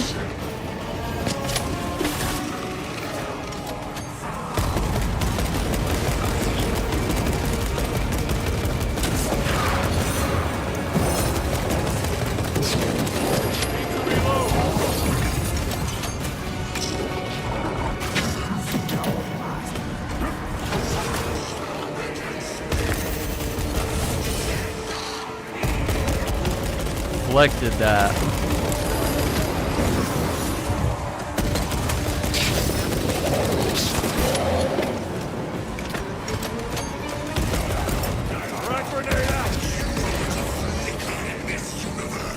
Nah, he ain't falling for that. The same company's now remaking KOTOR? Sure. Sure about that. I thought he was, is it... I'm trying to remember. Oh, I touched the wall. Okay, that's not good. Oh, that's not good.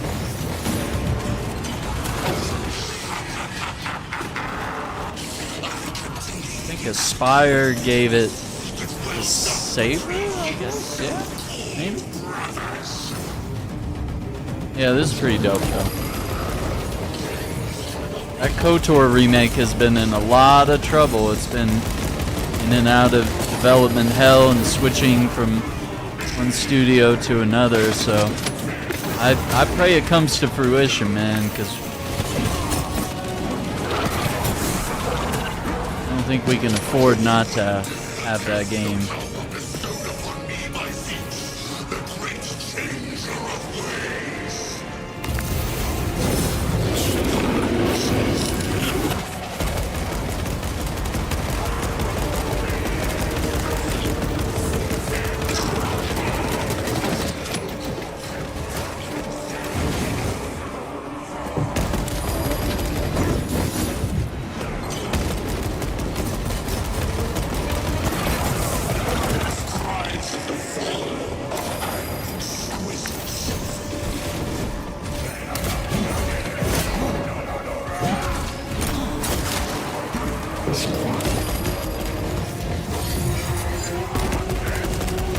Come on.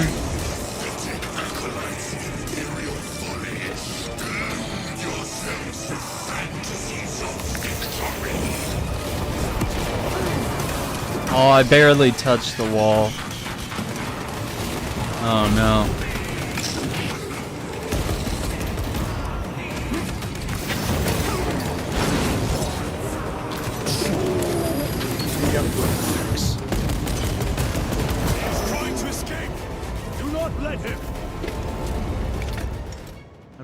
How do we stop him?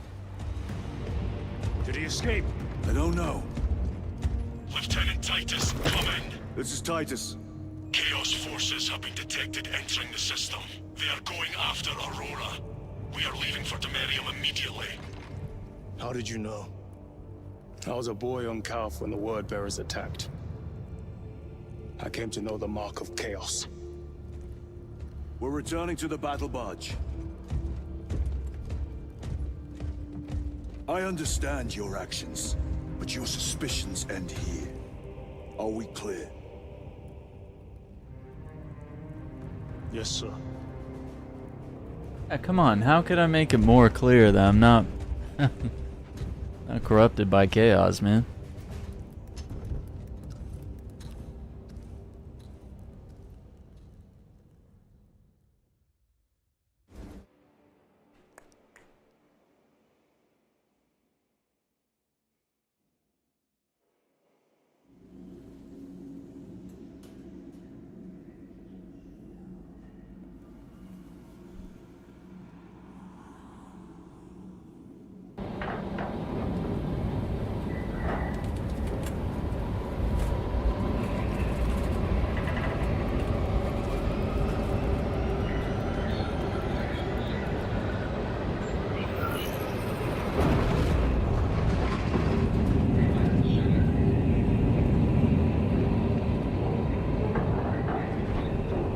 Pretty cool. That was an awesome fight. I love it.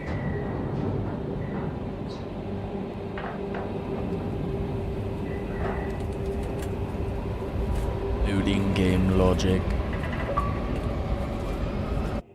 Enemy revealed. Defeat the Chaos Sorcerer. Oh my god. Alright.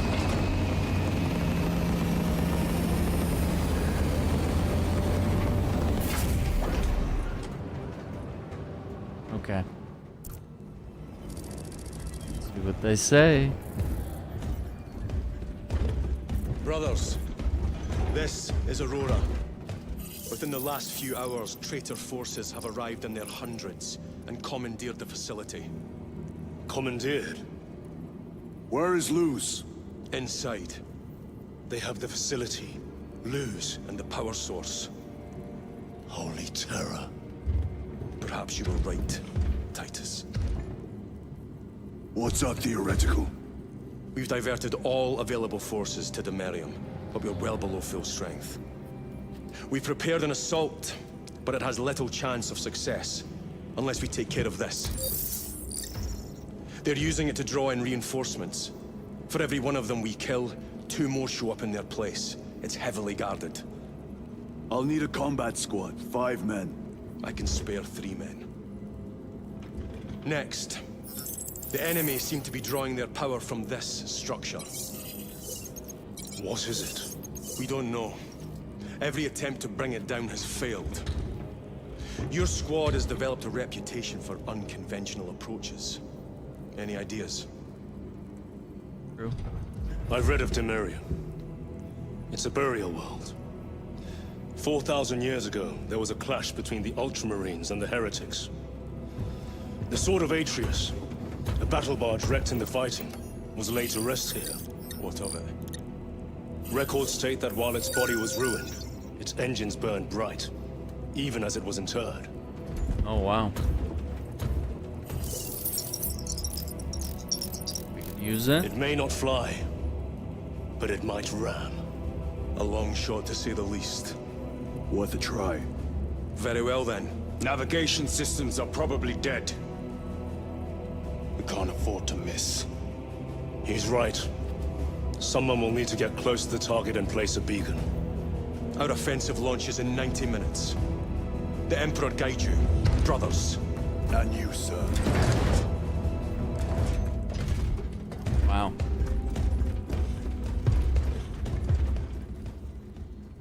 This next mission's gonna be wild. Lieutenant Titus, see me on the crew deck at once.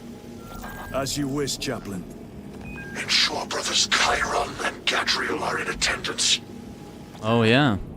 I bet you want a full debriefing on what just went down.